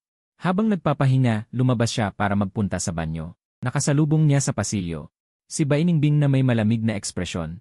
Napabuntong hininga si Fang Yuan. Tumalikod siya para umalis pero hinarang siya ni Bai Ningbing. Mahigpit niyang hinawakan ang kanyang manggas. Buhay pa kayo? Hindi kayo patay? Sa nakalipas na 2 taon, nagbigay ako ng pera para sa mga seremonya at pagdarasal, para ipagdasal kayo gabit araw, para magkaroon kayo ng magandang lugar na pupuntahan. Hindi ko akalaing magkakatotoo ito. Salamat sa Diyos, salamat sa kalangitan at muli kitang nakita. Bitawan mo ako. Itinulak siya ni Fang Yuan, malamig ang kanyang ekspresyon. Hindi ako ang asawa mong patay na. Fang Ze ang pangalan ko. Kasintahan ako ni Xiao Chachu. Ikaw nga iyon. Fang Yuan, masayang hinaplos ni Bai Ningbing ang kanyang pisngi. Tumulo ang kanyang mga luha. Ang tigas mo, para lang matakasan ako, nagpakulot ka pa ng buhok at inalis ang nunal sa ilalim ng iyong kanang mata. Alam mo ba kung gaano kita namimiss nitong 2 taon na wala ka? Itinaas niya ang kanyang mga daliri at yumuko upang halikan ang kanyang mga labi. Bumagsak ang mga luha sa pisngi ng lalaki. Fang Yuan, halos mabaliw na ako sa kakaisip sa'yo. Maraming beses na ako'y naglalasing, nakikita kitang sinusundo ako pa uwi, ngunit paggising ko, wala na akong katabi. Nawala ka. Sinubukan ni Fang Yuan na itulak siya, ngunit hinigpitan pa niya ang kanyang yakap. Pumawala. Isang puting figura ang sumugod at inilayo si Bai Ningbing. Pinatay mo na sina Fang Yuan at ang bata. Ito ang aking kasintahang si Fang Ze. Huwag ka nang magwala. Umalis ka na. Nagpumilit tumayo si Bai Ningbing. Mapanuksong tingin, huwag mo akong lokohin. Siya ang Fang Yuan ko. Namumula ang kanyang mga tainga kapag siya'y kinakabahan. Kapag siya'y nagagalit, tumatayo ang kanyang buhok. Paano siya magiging ibang lalaki? Ikaw ang dapat umalis. Siya ang aking legal na asawa. Nababaliw ka na ba? Madilim ang mukha ni Xiao Chaochu, hinaharangan ang kanyang paglapit. Sinabi, lumagda si Fang Yuan sa divorce agreement bago siya mamatay. Umalis siya kasama ang bata. Hindi ka na niya gusto, alam mo ba? Kapag ginulo mo pa ang aking kasintahan, papaluin kita. Ito ang Fang Yuan ko. Si Bai Ningbing na nakaharang sa labas ng karamihan ay naguguluhan. Paumanhin, Fang Yuan. Pagkatapos kong magka-amnesia noon, nagkamali ako. Si Wang Teng ang inakala kong ikaw at maraming maling bagay akong nagawa. Pinilit pa kitang makipaghiwalay. Alam ko ang lahat noon. Nang magkalapit ang kanilang mga katawan, bigla silang hinila. Nagulat siyang tumingala. Nakita niyang ang humila sa kanya ay si Bai Ningbing na may malungkot na mukha. Bumuhos ang babae sa kanyang bisig, nanginginig ang buong katawan, at ang kanyang boses ay umiiyak. Fang Yuan, akin ka. Hindi kita papayagang humalik sa ibang babae. Dinala ko si Il. Si Wang Teng, ang basurang lalaki, dinala ko. Maaari mo siyang parusahan kung paano mo gusto. Yumuko si Fang Yuan at tumingin. Nang makita ang lalaking nakaitim sa lupa, ang kanyang mukha ay kulay abo at maraming puting buhok, siya ay naawa. Mayroong peklat na 10 sentimetro ang haba, nakakatakot tingnan. Fang Yuan, ako'y nagkasala sa iyo sa mga nangyari noon. Seryosong sinabi ni Wang Teng, kahit anong gawin mo sa akin, kahit murahin mo ako, nakikiusap ako sa iyo, pakiusapan mo si Bai Ningbing na payagan akong makita ang aking anak. 2 taon ko nang hindi nakikita ang bata. Gabi-gabi ko siyang napapanaginipan na umiiyak at hinahanap ako. Halos mabaliw na ako. Nakalimutan ni Fang Yuan ang dating panata sa high school. Libo-libong kaisipan ang tumatakbo sa kanyang isipan. 8 taon siyang naghintay para kay Bai Ningbing na mabawi ang kanyang alaala. Talagang kinamumuhian niya si Wang Teng. Kinasusuklaman niya ang lalaking ito na maingat na nagplano upang agawin ang kanyang posisyon. Kinasusuklaman niya siya dahil sa pagpapasama ng loob sa harap ni Bai Ningbing, kaya lalo siyang kinasusuklaman. Ngunit ngayon muling humaharap kay Wang Teng, natuklasan ni Fang Yuan na walang pagbabago sa kanyang puso. Para siyang nakatingin sa isang estranghero. Kaya ang luha at pakiusap ni Wang Teng ay walang kahulugan sa kanya. Fang Yuan, ang regalong kinuha ni Wang Teng ay ipinadala ko na. Ang kanyang anak ay nakakulong sa isang tabong lugar. Hindi niya makikita ang bata habang buhay. Nagliyab ang mga mata ni Bai Ningbing. Naggangalit ang ngipin, gusto mo pa siyang parusahan. Sabihin mo lang, gagawin ko ang lahat para sa'yo. Hindi ako ang iyong asawa at wala akong pakialam kung paano mo parurusahan si Wang Teng. Malamig na sabi ni Fang Yuan, Bai, mangyaring magpigil. Huwag mo na akong buluhin. Kung hindi, tatawag ako ng pulis. Ikaw tinitigan siya ni Bai Ningbing na may malungkot na ekspresyon. Yumuko ang bata na nawala. Handa akong gumugol ng habang buhay para magbayad. Hindi talaga ako ang iyong asawa. Hindi natuwa si Fang Yuan at sumimangot. Mabilis siyang lumapit kay Xiao Chaochu. Chaochu, umalis na tayo. Mabilis na sumunod si Bai Ningbing, itinataas ang singsing sa kasal sa kanyang kamay. Fang Yuan, ang singsing sa kasal na itinapon mo, ipinaayos ko na. Tignan mo naman, huwag mo akong iwan. Huwag mo akong pabayaan. Mahigpit na hinawakan ni Fang Yuan ang kamay ni Xiao Chaochu. Hindi siya lumingon. Dinig niya ang mga gwardya na pinipigilan si Bai Ningbing. Nag-aaway ang dalawang grupo. Bumuntong hininga siya at napagod. Bukas babalik tayo sa Butan. Ayaw ko siyang makita. Sige, susundin kita.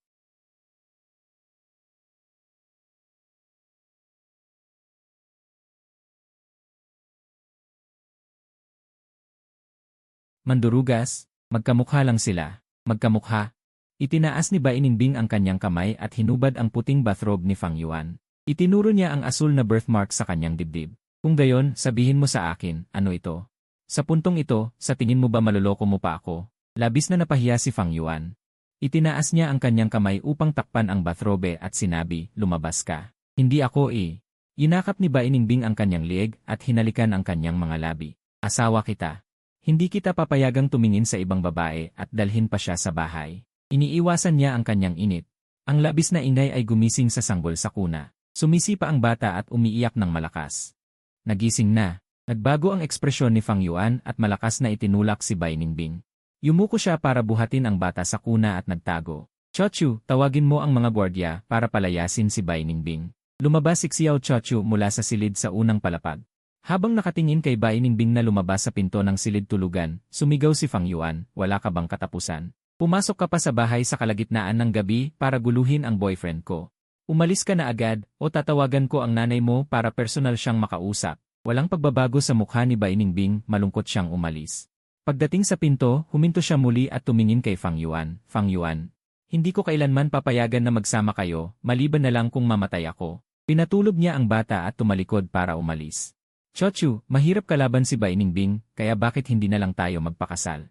Sa pamamagitan ng pangangasiwa ng mga netizens, kahit guluhin niya ako, hindi siya maglalakas loob na maging sobra. CJ, handa akong maging panangga mo gaano man katagal.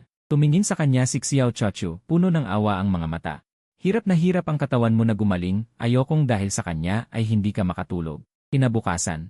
Pagkagising ni Fang Yuan, natuklasan niya na siya at si Bai Ningbing ay nasa hot search ng balita. Labis-labis siyang gagastos sa kanyang pangalan.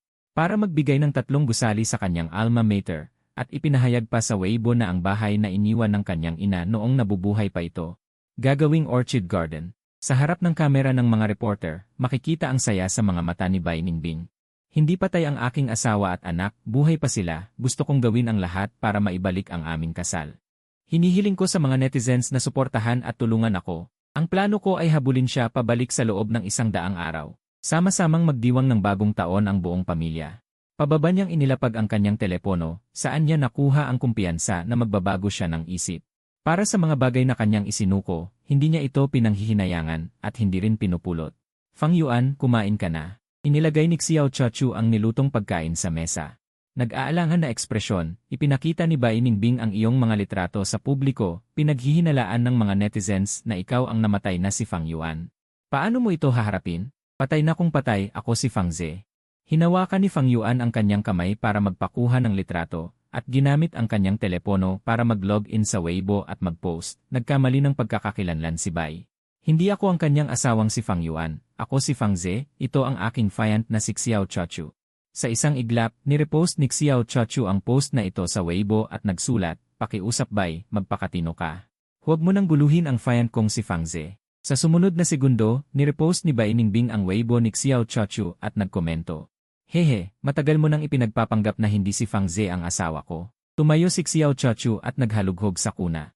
Sa halip na maging mabigat ang kalooban, ang mapanlinlang na taong ito, kagabi ay samantalang nagkagulo. Ninakaw ang sombrero ng bata. Sa pagkakataong ito, hindi na maitatago ang pagkatao mo. Kahit na mabunyag ang pagkatao. Hindi nito mababago ang aking desisyon na tanggihan ang muling pagpapakasal. Mabilis na nagtipa si Fang Yuan, at nagpadala ng isa pang mensahe, Bai Ningbing. Pakakasalan ko si Xiao Chochu, karapat-dapat kang tumandang mag-isa. Ang pagganti ni Fang Yuan ay nagdulot. Isang bagong round ng kaguluhan sa opinyon ng publiko, sunod-sunod na ibinunyag ng iba't ibang media ang mga litrato ni Bai Ningbing na nahimatay at dinala sa emergency room. Direktang sumabog ang mga netizens, grabe, saan sumulpot si Xiao Chochu na ito? Paano siya naglakas loob na agawan ang isang babaeng ayaw na ba niya ng buhay niya? Irigire. Kahit na nagkamali si Bai dati sa pagkakakilanlan kay Fang Wangteng, diretsahang nag-announce si Fang Yuan ng kanyang engagement. Masyado ring malala ang ginawa para sampalin ang mukha ni Bai. Dapat mong malaman na sa 2 taon na wala siya, nalulungkot si Bai, at gabi-gabing naglalasing at umiiyak na parang aso. Kawawa naman, pagkatapos mabawi ni Bai ang kanyang alaala, hindi siya kumbinsido na patay na ang kanyang Fang Yuan. Halos mabaliw na siya sa paghahanap sa kanyang Fang Yuan sa buong mundo, saan man siya pumunta suot niya ang sapatos na ibinigay sa kanya ni Fang Yuan. Kahit punit-punit na ang talampakan ng sapatos, ayaw pa rin niyang palitan, sapat na ang pagiging mapagmahal at mapagpakumbaba para maging miserable. Dahil mahal ni Fang Yuan ang mga orchid. Espesyal na nagtatagsibay ng Orchid Foundation para tulungan ang mga taong may amnesia na mabawi ang kanilang alaala at makasama ang kanilang mga mahal sa buhay. Ang dakilang pag-ibig na ito ay tunay na kahanga-hanga. Gaano kamahal ni Fang Yuan si Bai Ningbing noon para mapanumbalik ang kanyang alaala? Kusang loob niyang pinasan ang kasalanan ng pagiging isang sunod-sunuran sa loob ng 8 taon. Mukhang nasaktan siya ng husto kay Bai at hindi na balak bumalik. Grabe, si Xiao Chochu ay isang medical genius. Siya ang paboritong estudyante ng medical giant na si Professor Lin, wala pang 30 taong gulang at punong doktor na siya ng isang tertiary hospital, may kaya sa buhay at maganda rin. Liwanag ang mga mata ni Fang Yuan, sinagot ang komentong ito, hindi lang maganda ang aming Dr. Xiao. Magaling din siyang sumayaw. Agad na nagsigawan ang mga tao sa seksyon ng komento ng balita, naku. Sumagot si Zheng Zhu sa akin, mukhang talagang gusto ni Fang Yuan si Dr. Xiao, may kakaiba. May kaya sa buhay, independente si Dr. Xiao, bakit magugustuhan ng isang single queen ang isang lalaking diborsyado at may anak? Siguradong may kwento silang dalawa. Mabilis na natuklasan ng matalas na mata ng mga netizens na sila ay magkaklase. Natagpuan din nila ang kanyang mga litrato na nanonood ng pagtatanghal ng sayaw ni Xiao Chochu at naglabas din ng isang litrato. Ito ang nakaw na sandali kung saan tinitingnan ni Xiao Chochu si Fang Yuan nang may paghanga habang sumasayaw, ang ilaw ng entablado ay bumagsak sa katawan ng dalaga. Pinahiran siya ng isang manipis na patong ng gintong sinad. Ipinakita niya ang litrato sa babae at tumawa ng may panunuya. Chochu, tingnan mo ang litratong ito, may dating pa rin tayo habang nagkakatinginan. Maganda. Tumawa si Xiao Chochu at nagbiro, mukhang mga bida sa kwento. Dahan-dahang hinaplos ni Fang Yuan ang litrato. Siya na napapaligiran ang ginintuang sinad at mahinang sinabi, sa totoo lang, noong naaksidente ako. Nang marinig ko kay Bai Ningbing na kailangan kong umalis at ibigay kay Wang Teng ang aking pwesto. Nawalan ako ng pag-asa at nawalan ng pagnanais na mabuhay hanggang sa marinig kong tinatawag mo ang aking pangalan sa labas. Iyon ang naghila sa akin mula sa bingit ng kamatayan nang hawakan niya si Xiao Chochu. Buong puso niyang sinabi, Chochu, ikaw ang aking kaligtasan at ikaw ang nagbibigay sa akin ng lakas para sa isang bagong buhay. Masaya ako na nakilala kita, nakasama at nagsama, nagtinginan silang dalawa.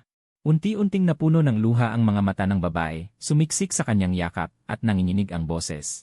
Fang Yuan, muntik na kitang mawala noong araw na yon sa tuwing naalala ko yon. Sinubukan niyang pigilan ang kalungkutan sa kanyang puso, nagpakita ng isang napakagandang ngiti at sinabi, lumalabas na ang paggamot sa mga sakit at pagliligtas ng buhay. Ang pagtulong sa mga nasugatan ay may napakalaking merito na maaari kong iligtas ang aking mahal sa buhay, nalululong na ako dito at hindi ko ito iniwasan. Nang naghahalikan silang dalawa, biglang tumunog ang telepono, nagbago ang ekspresyon ni Fang Yuan nang makita ang numero. Sinagot niya ang tawag, Ginang Bai, bakit po? Sabi ng ina ni Bai, gusto sanang humiling ni tita na kumbinsihin mo si Ruxui, ayaw niya sanang uminom noon. Uminom siya ng sobra hanggang dumugo at ayaw pa ring tumigil, walang makapagpakumbinsi sa kanya, kung may paraan lang ako. Hindi sana kita inabala, wala na talaga akong magawa, naalala ni Fang Yuan na may sakit sa puso ang ina ni Bai. Hindi niya magawang magkibit balikat, sinabi niya, tita huwag po kayong mag-alala. Pupuntahan ko siya ngayon, pero may gusto akong sabihin sa inyo, hindi ako makikipagbalikan sa kanya habang buhay. Pakiusap ko rin po na kumbinsihin niyo siyang kalimutan na ako, huwag na niya akong guluhin, magkanya-kanya na tayo. Magkaroon tayo ng tahimik na buhay, kukumbinsihin ko siya, huwag kang mag-alala. Labis na natuwa ang ina ni Bai, ipapadala ko sa iyo ang lokasyon, nagmamadaling pumunta si Fang Yuan sa pribadong silid ng Jinzi Bar. Nakita niya ang isang grupo ng mga taong kinukumbinsi si Bai Ningbing, mukhang pagod ang babae, at pulang-pula ang mukha sa kalasingan. Nang makita siya, tumayo ang lahat para bumati, Kuya Fang Yuan. Sa wakas dumating ka na, kumbinsihin mo si Ruxui na huwag uminom, katatapos lang niyang operahan sa tiyan dahil sa tumor at hindi siya pwedeng uminom. Kung magpapatuloy siya sa pag-inom, malalagay ang buhay niya sa peligro, Kuya Fang Yuan. Si Ruxui ay laging nakikinig sa'yo, kumbinsihin mo siya, huwag niyang paglaruan ang kanyang katawan. May sakit sa puso si Ginang Bai at hindi niya kayang ma-stress. Tumigil si Fang Yuan sa 1 metro ang layo mula sa babae at malamig ang tono. Bai Ningbing, huwag ka nang uminom, umuwi na tayo. Tumingala ang babae at masayang-masaya ang ekspresyon. Sumugod siya upang hawakan ang kanyang mukha, ngunit huminto ang kanyang kamay sa ere. Nainsultong ibinaba ang ulo, na naginip na naman ako, na panaginipan kong sinundo ako ni Fang Yuan para umuwi. Galit siya sa akin at hindi ako pinapansin, imposibleng sunduin niya ako para umuwi, hindi ito panaginip. Ruxui, totoo ngang pinuntahan ka ni Kuya Fang Yuan, tinapik ng matalik na kaibigan ni Ruxui ang kanyang balikat. Huwag ka nang magbiro, sumama ka na sa kanya, pinuntahan ako ni Fang Yuan. Tuwang-tuwa at hindi makapaniwala na sinabi ni Bai Ningbing, dapat-dapa siyang lumapit kay Fang Yuan, at pinagmasdan siya ng matagal. Inabot niya ang kahon na gawa sa pulang kahoy sa kanya, maingat niyang sinabi, Fang Yuan. Isinulat ko muli ang 238 na liham ng pag-ibig na sinunog mo. Lahat ng nilalaman ay eksaktong kapareho ng orihinal. Okay ba ito sa'yo? Hindi gumalaw si Fang Yuan para bang hindi niya ito nakikita. Lumungkot ang kanyang ekspresyon sa loob ng 2 segundo, bigla niyang itinaas ang kanyang pulso, Fang Yuan. Inukit ko ang pangungusap na ito sa aking pulso, hinding-hindi na kita makakalimutan, bigyan mo ako ng pagkakataong makabawi.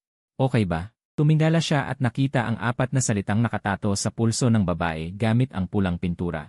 Walang iba kundi Fang Yuan, ang pulang titik na nakaukit sa namumulaklak na mga bulaklak ng manjusaka ay lalong nakasisilaw. Sinunog ang mga mata ni Fang Yuan, sa gulat niya parang may naririnig siyang napakaraming boses, walang iba kundi Fang Yuan. Okay lang na hindi kita makita, okay lang na mag-isa ako, bigyan mo ako ng isang tasa ng matamis na peach oolong milk tea. Dali na, walang iba kundi Fang Yuan, gustong-gusto kong makita ang pagiging mapula ng iyong mukha kapag hinahalikan kita. Ang hitsura mo na hinahabol ako gamit ang isang libro ay nagiging gustong-gusto kitang kainin, walang iba kundi Fang Yuan. Maligayang Pasko, tandaan na magsuot ng magkaparehong relo sa paaralan ngayon, at kapag kinalimutan mo ulit, papatayin kita. Walang iba kundi Fang Yuan, hindi mo kailangang mag-alala kung hindi ka makakahanap ng trabaho dahil mahina ka sa pag-aaral. Sisikapin kong kumita ng pera upang suportahan ka habang buhay, alam mo ba? Huwag kang umiyak, nasasaktan ang puso ko kapag umiiyak ka, pinagsama-sama ang hindi mabilang na mga salita. Naging mga titik na nakaukit sa kanang pulso ng babae, iniwasan niya ang tingin, isa-isa niyang sinabi. Bainingbing, huli na ang lahat, ang pagmamahal ko sa iyo ay naubos na. Hindi na maibabalik, ang emosyon ay maaaring linangin, sinikap ni Bainingbing na makuha. Hanggat sinisikap kong maging mabuti sa iyo, tiyak na maibabalik ko ang lahat ng pagmamahal mo sa akin, umiling si Fang Yuan. Bainingbing, 8 taon kitang hinintay. Sa loob ng 8 taong ito, binigyan kita ng maraming pagkakataon, pero ni minsan hindi mo ako pinagkatiwalaan, at hindi ka rin naniwala sa kahit anong sinabi ko. Kahit noong naaksidente ako at muntik nang mamatay, inaasahan mo pang mamatay na ako para magkaroon ng puwang ang iba, at sa pilitan mo pa akong dinala sa ospital para ipagamit kay Wang. Kay Wang Teng ang bato ng kanyang kapatid. Fang Yuan, ako. Pinutol ni Fang Yuan ang kanyang paliwanag. Sabi mo mahal mo ako, pero pagkatapos mong mawalan ng alaala, wala kang kahit anong alaala sa katawan ko. Madali kang nalinlang ng iba. Pagmamahal din ba yon? Fang Yuan. May paliwanag ako sa bagay na ito. Naguguluhan si Bainingbing. Uminom din ako ng gamot para maibalik ang mga nerbiyo sa utak. Kaya ko lang naalala ang isang bagay. Noong sumugod ako sa nasusunog na gusali, noong nawalan ka ng malay.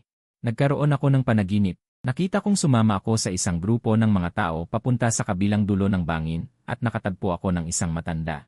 Sabi niya, ang kapalit para mabuhay ako ay ang mawala ang lahat ng alaala ko tungkol sa'yo.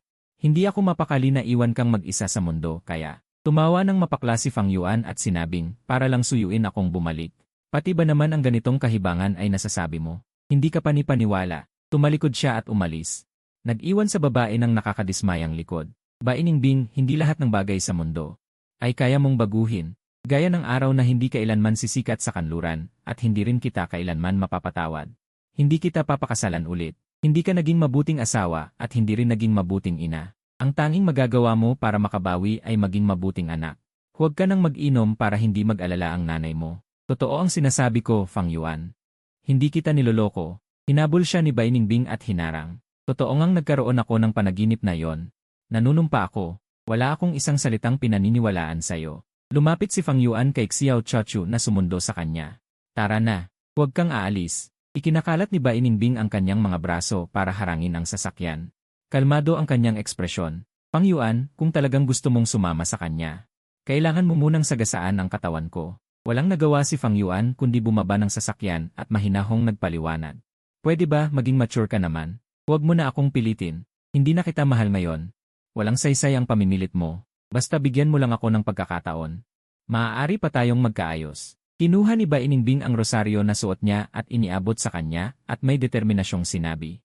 Kunin mo na itong rosaryo na suot ko simula pa noong bata ako. Suotin mo to at umuwi ka sakin, pwede ba? Namukadkad na ang mga orkideng itinanim ko para sa'yo.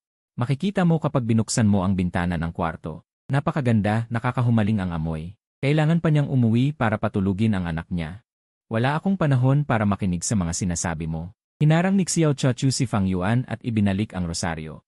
Bainingbing, kailangan mong magkaroon ng pagkakakilanlan sa sarili. Ako ang mahal niya ngayon. Hindi ikaw. Parang awa mo na. Bainingbing. Nanginginig ang boses ni Fang Yuan. Naghihintay pa rin sa akin si Cheng sa bahay. Kung uwi ako ng gabi na, magdamag iiyak ang bata. Nakaramdam ng matinding sakit si Bainingbing. Nagbukas siya ng daan. Pero hinawakan niya ang laylayan ng kanyang damit at ayaw bitawan. Fang Yuan, totoo ang panaginip na yon. Hindi kita niloloko. Hindi ako naniniwala. Hindi siya tinignan ni Fang Yuan. Tumalikod siya at sumakay ng sasakyan. Tinitigan niya ang magkayakap na figura sa loob ng papalayong sasakyan. Tinakpan niya ang kanyang dibdib at lumuhod sa lupa, umiiyak ng malakas. Noong 8 taong pagkawala niya ng alaala, hindi niya binigyan ng kahit katiting na tiwala si Fang Yuan. Ngayon, naranasan na rin niya ang pait ng bunga. Kaya pala ang hindi pagkatiwalaan ng taong mahal ay sobrang sakit. Sobrang sakit na parang nadurog sa libu-libong piraso ang kanyang mga laman loob. Dugo ang laman. Bumangon siya sa hirap, nakahawak sa sasakyan. Mahigpit niyang kinagat ang kanyang labi. May paraan para mabawi si Fang Yuan. Hindi siya susuko. Isang araw, sinamahan ni Fang Yuan si Xiao Chaochu para makilala ang kanyang mga magulang. Sa panahong iyon, nagpadala si Bai Ningbing ng daan-daang mensahe, nagmamakaawa sa kanya na huwag magpadalos-dalos. Nangako pa siya na basta't bumalik siya, ililipat niya sa kanya ang lahat ng shares ng Bai She Group. Agad niya itong binlock. Nagpalit siya ng bagong SIM card. Naging maayos ang pagkilala ni Fang Yuan sa mga magulang. Ang pamilya ni Xiao Chaochu ay hindi nagpakita ng sama ng loob dahil hiwalay siya at may anak. Sa halip, naging mapag-alaga at napakagalang nila. Pagkatapos ng piging, nag-usap si Fang Yuan at Xiao Chaochu tungkol sa kasal. Habang pumipili sila ng singsing, narinig niyang may tumawag sa kanyang pangalan. Lumingon siya at nakita si Bai Ningbing na nagmamadaling lumapit, nakasuot ng puting damit at may nakatali sa katawan na mga gintong bar. Agad siyang lumuhod sa kanyang harapan. Maputla ang babae at mukhang pagod. Fang Yuan, patawad. Sa loob ng 8 taon, marami akong nagawang mali. Nasaktan kita ng sobra. Bigyan mo ako ng pagkakataong makabawi, pwede ba? Huwag ka nang magpakasal sa kanya. Parang awa mo na. Nagbulungan ang lahat. Si Bai, na isang napakagaling at kahanga-hangang negosyante, ay lumuluhod sa harap ni Fang Yuan sa harap ng maraming tao, nagmamakaawa. Talagang mahal na mahal niya ito, kaya bigyan mo na ng pagkakataon. Tutal, maraming taon na rin silang magkasama. Sayang naman kung magtatapos sa panghihinayang. Binawi na ni Boss Bai ang lahat ng pribilehyo kay Fang Wangteng. Hindi pa ba sapat na paghiwalayin sila ng anak niya? Ano pa bang ginagawa ni Fang Yuan? Mahirap para sa isang babae na magbalik loob sa pamilya. Huwag mong ubusin ang pasensya ni Boss Bai. Paiyakin ka na naman niya. Para na rin sa bata, patawarin mo na si Boss Bai.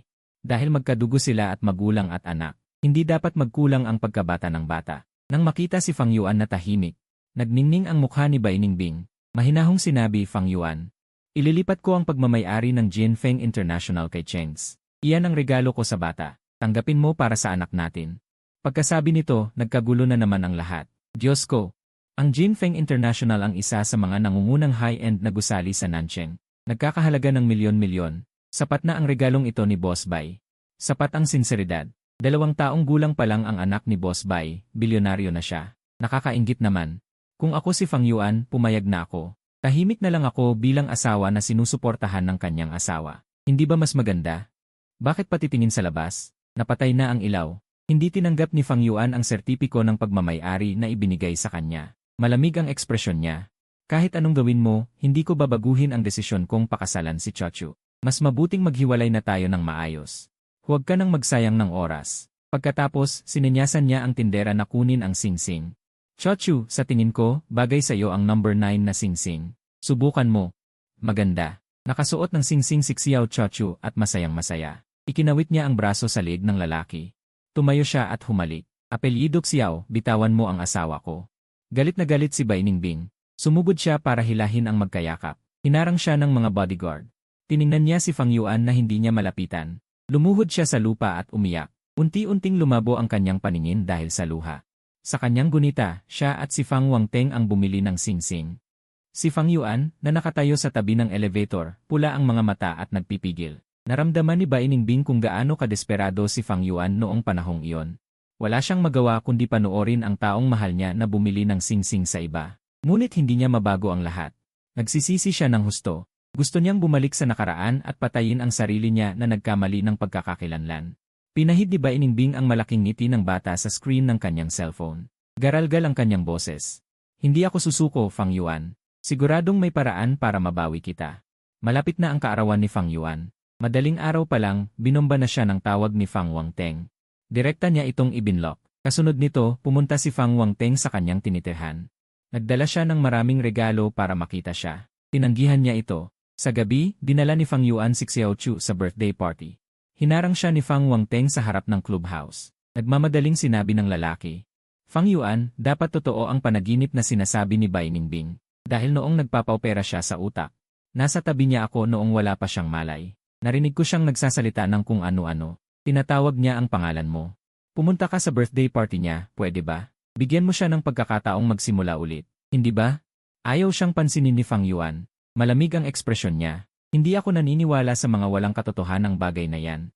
Hindi na kami magkakabalikan. Umalis ka, huwag kang humarang. Nagmakaawa si Wang Teng. Sinabi niya na mataas ang lagnat ng kanyang anak sa loob ng maraming araw. Malubha ang sakit. Kung hindi pupunta si Fang Yuan sa party ngayong gabi, bahala ka. Wala akong pakialam. Ngumisi si Fang Yuan. Nang balakin mong agawin ang posisyon ko, dapat naisip mo na ito. Nagsisisi na ako, Fang Yuan. Nagsisisi si Fang Wang Teng.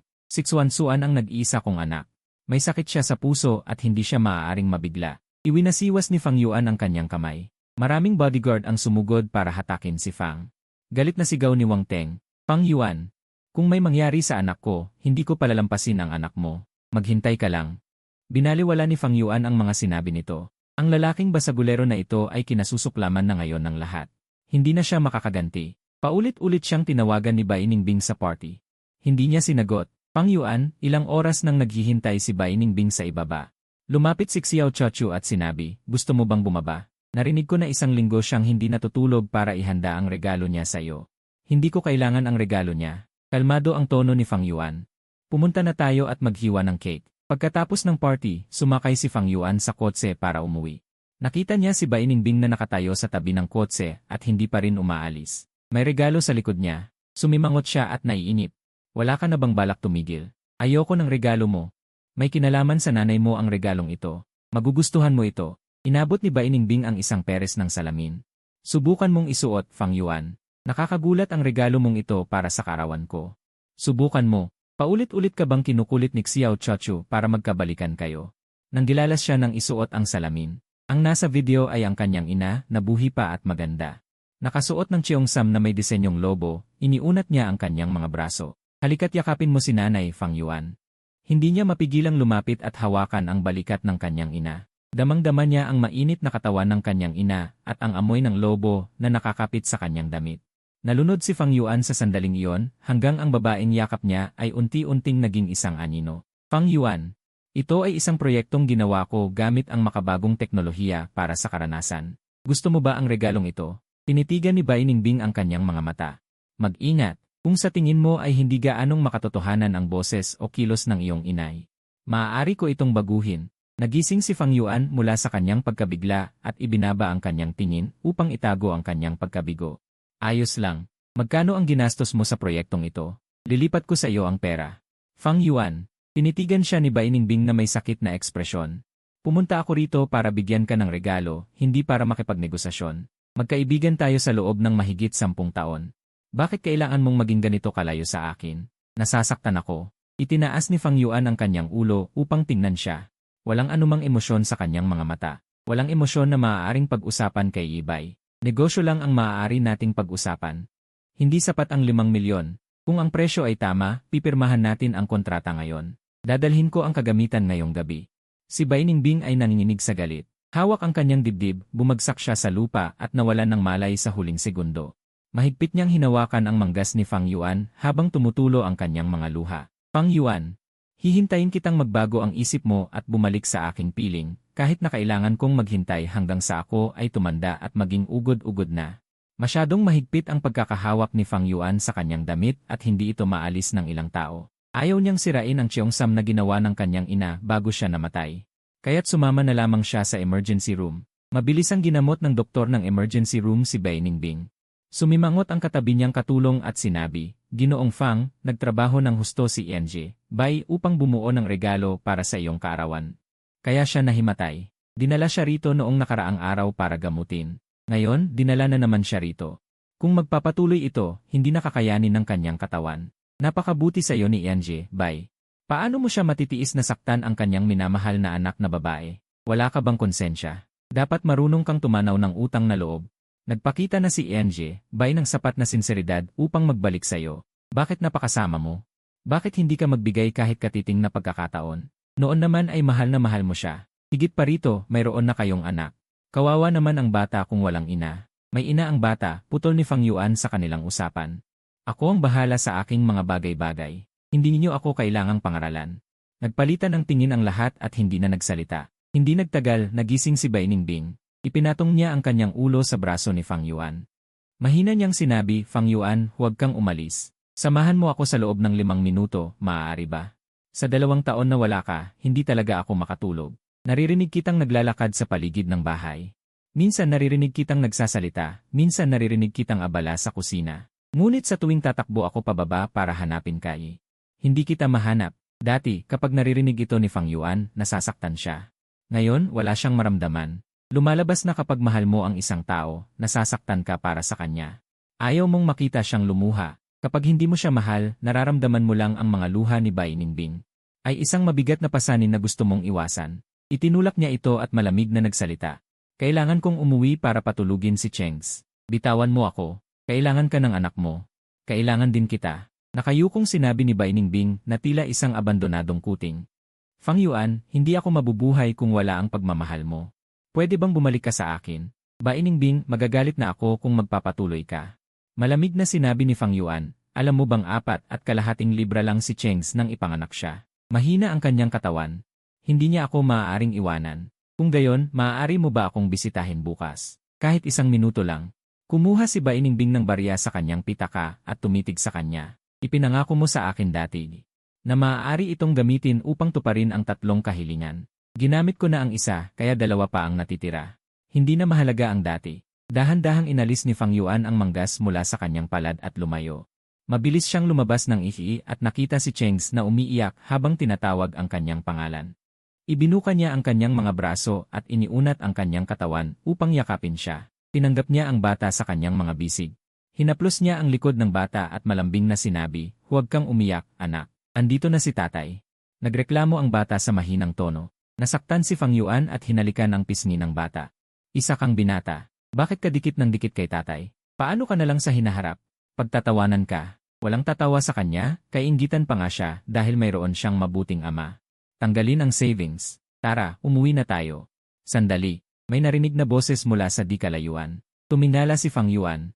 Nakita niyang nagmamadaling dumating si Bai Ningbing na nakasakay sa wheelchair. Ang mga buttons ng damit ng babae ay basta na lang isinara. Ang tinanggal na karayom sa kanang kamay ay nakabitin sa gilid at tumutulo ang dugo. Hirap niyang itinaas ang dilaw na kotse para ipakita sa bata. May ngiti sa kanyang labi nang sabihin niya, "Chengs, ako ang mama mo. Ako mismo ang nagdisenyo ng isang bumblebee na kotse para sa'yo. Kunin mo ito at paglaruan mo." Tumigil sa pag-iyak ang bata, dilat ang malalaki niyang mata na nakatingin sa kotse. Kitang-kita ang kanyang pagkamangha. "Chengs, halika at yakapin ka ni mama." Punong-puno ng kagalakan ang madilim na mga mata ni Bai Ningbing. Nakabukas ang kanyang mga braso at nanginginig ang kanyang boses. Ang mama ay isang napakasamang tao. 2 taong gulang ka na. Hindi pa kita nayayakap. Sa susunod, papapasukin kita sa kindergarten, dadalhin kita para maglaro ng soccer. Palalakihin kita para maging mahusay na miyembro ng pamilya Bai. Pinatigil mo ang aking mga card. Kailangan ng pera ng anak ko. Pero pinatigil mo ang lahat ng aking bank card. Tinawagan kita, sinagot mo ba? Sa pilitan mo akong dinala sa ospital para magpa-sterilize. Ayaw mo sa pag-iyak ng bata. Inutusan mo pa ang iba na bigyan siya ng gamot na nakakasama sa baga. Nakalimutan mo na ba? Hindi nakasagot si Bai Ningbing sa kanyang sinabi. Yumuko siya at sinabi paumanhin. Fang Yuan, noong una, akala ko si Wang Teng lang ang Bai Ningbing, hindi lahat ng bagay ay maaayos sa isang paumanhin. Fang Yuan, ang sakit na yon ay hindi ko makakalimutan habang buhay dahil sa iyong pagwawalang bahala. Halos maging cerebral palsy ang aking Chengs at madalas na magsalita ng kung ano-ano. Kaya wala kang mukhang pakasalan ulit ako. Wala ka ring mukhang magpakita sa harap ng iyong anak para tamasahin ang masasayang sandali ng mag-ina. Tumalikod siya at umalis. Kahit anong tawag ni Bai Ningbing, hindi siya lumingon. Mahigpit na hinawakan ni Bai Ningbing ang wheelchair at bumuhos ang kanyang mga luha sa dilaw na maliit na kotse. Sa kanyang pagkalito, nakita niya si Chengs sa loob ng asul na pader na inaabot ang kanyang maliit na kamay para hawakan ang kanyang manggas. Dumaloy ang gata sa kanyang labi at tumulo sa likod ng kamay ng bata.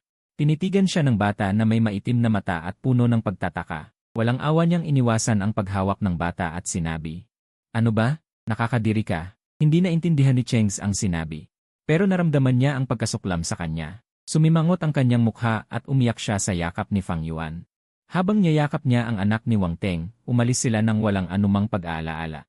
Hindi na niya tiningnan si Chengs. Siya mismo ang sumira sa pagnanais ng bata na mapalapit sa kanya. Ang kanyang pagwawalang bahala ay pumutol sa lahat ng koneksyon ng mag-ina. Naantala ang pag-iisip ni Bai Ningbing ng masayang halakhak ng bata. Tumingin si Bai Ningbing sa pinanggalingan ng tunog. Nakita niya si Xiao Chachu na hawak ang dilaw na maliit na kotse at pinaglalaruan si Chengs. Humalakhak ang bata at yumakap sa kanya. Hinalikan ng bata ang mukha ng babae. Ngumiti si Xiao Chachu. Gusto mo bang ganito? Tumangon ng todo ang bata, puno ng saya ang kanyang mukha. Gusto kong lumipad. Tatay, dalhin mo ako para lumipad.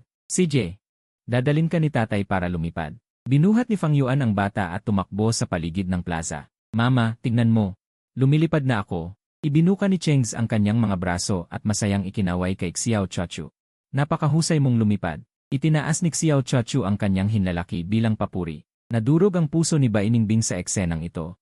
Sinisisi niya ang kanyang sarili at pinapalo ang kanyang ulo, umiiyak ng malakas. Kung maibabalik lang niya ang nakaraan.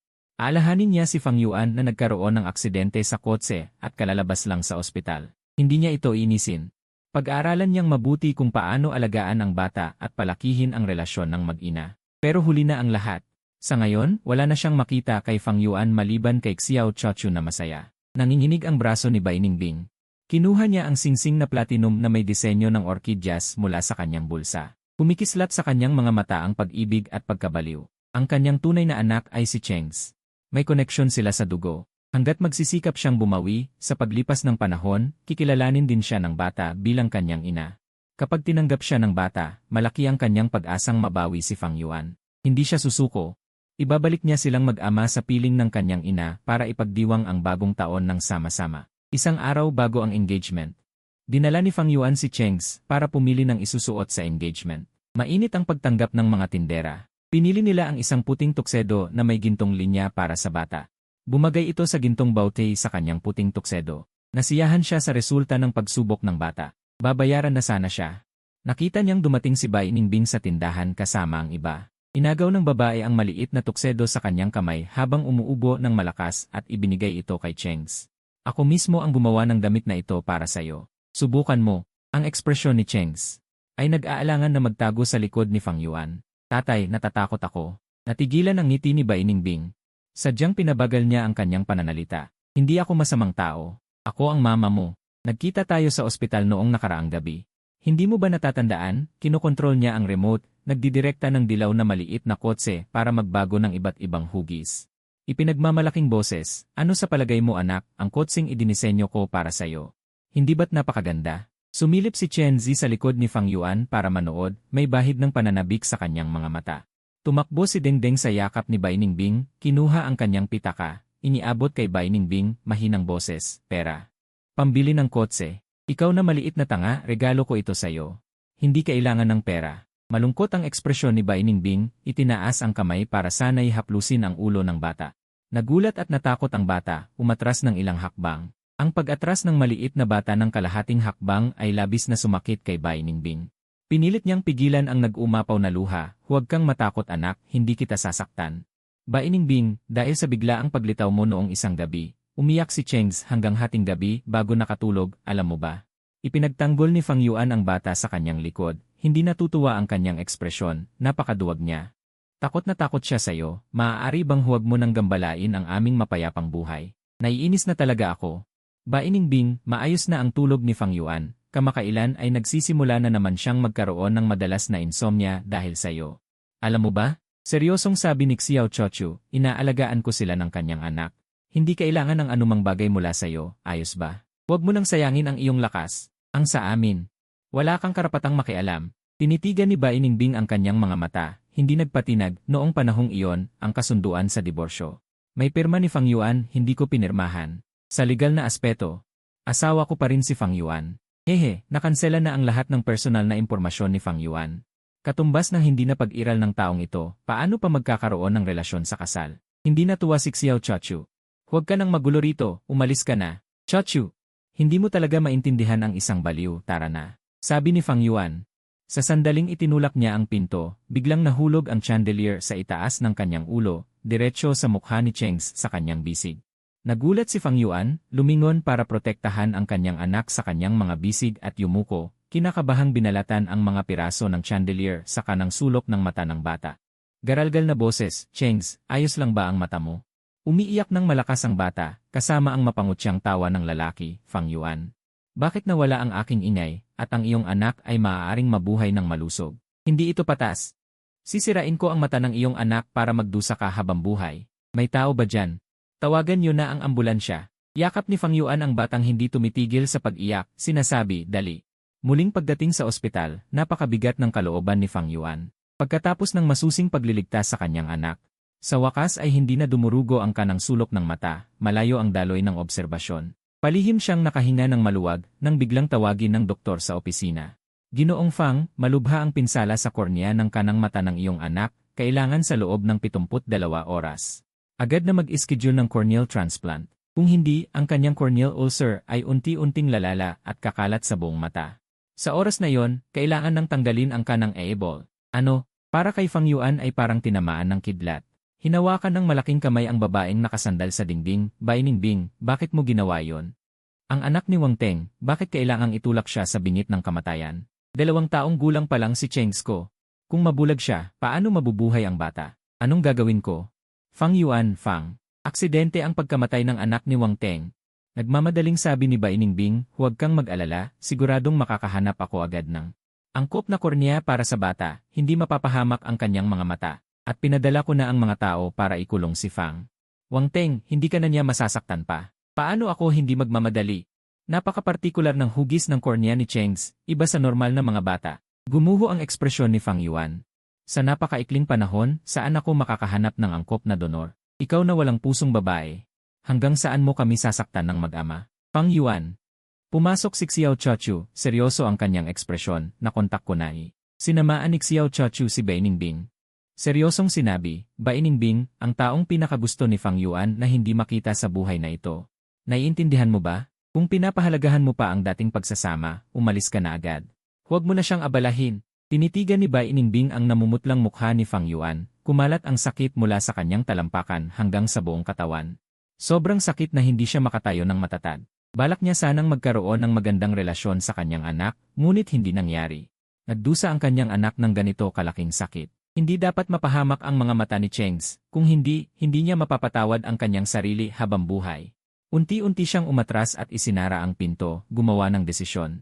Sa gabi, nakatanggap si Fang Yuan ng abiso mula sa doktor, sinasabing nakahanap sila ng angkop na corneal donor at maaaring isagawa ang operasyon bukas ng umaga. Nagulat siya at natuwa nang iulat ni Xuwen ang tungkol sa pasyente na nag-donate ng kornea. Dumating ang doktor. Ginoong Fang, ang pagtutugma ng donor at tatanggap ay ayon sa regulasyon ng ospital kada oras. Huwag mo na akong pahirapan. Papahinahin na natin ang bata. Sige, salamat. Bumalik si Fang Yuan sa silid ng ospital at sabik na ibinalita ang magandang balita kay Xiao Chaochu. Nag-atubili ang babae na tahimik ng matagal at sinabing, Fang Yuan. May gusto akong sabihin sa'yo. Ang donor ay si Bai Ningbing. Pumunta siya sa eye center kaninang umaga. Sumailalim siya sa kumpletong pagsusuri. Ang lahat ng parameter ay tugma. Pero, kadalasan, ang mga donor ng kornea ay mga pasyente na hindi higit sa 6 na oras ng patay. Kung mag-donate siya, mabubulag siya. Nanigas ang ekspresyon ni Fang Yuan at hindi makapaniwala. Nasisiraan na ba siya ng ulo? Fang Yuan, hindi ako nasisiraan ng ulo. Alam ko ang ginagawa ko. Narinig ang boses ni Bai Ningbing sa labas ng bintana. Mula nang ipanganak si Chengs, wala akong nagawang responsibilidad bilang ina. Gusto kong gumawa ng isang bagay para sa aking anak. Tiningnan siya ni Fang Yuan na tigilan. Bai Ningbing, kahit i-donate mo ang kornea mo para sa ating anak, aalis pa rin ako sa Chu. Hindi ako babalik sa piling mo. Payag ka ba kahit na mabulag ka? Lalaitin ka ng mga tao kung mabulag ka. Payag ako. Tinitigan ni Bai Ningbing ang kanyang mga mata, determinado. Handa akong gawin ang anumang bagay para sa iyo at sa anak natin, kahit na mabulag ako, kahit na mawala ang buhay ko. Gagawin ko ng buong puso, pero hindi ako payag. Walang emosyon ang ekspresyon ni Fang Yuan. Anak ko si Chengs. Wala siyang kinalaman sa pamilya niyo. At kahit anong gawin mo, hindi ko ipapakilala ang anak ko sa'yo. Fang Yuan, tiningnan siya ni Bai Ningbing na may sakit sa puso. Mahinang sabi niya, hindi ka maaaring maging ganito kalupit sa akin. Hindi mo maaaring bawiin ang aking karapatan bilang ina.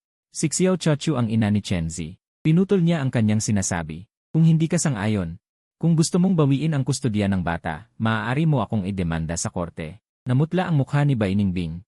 Sa huli, walang sinabi at nagmamadaling umalis. Papa, yumakap ang bata na nakahiga sa kama ng ospital at sumigaw.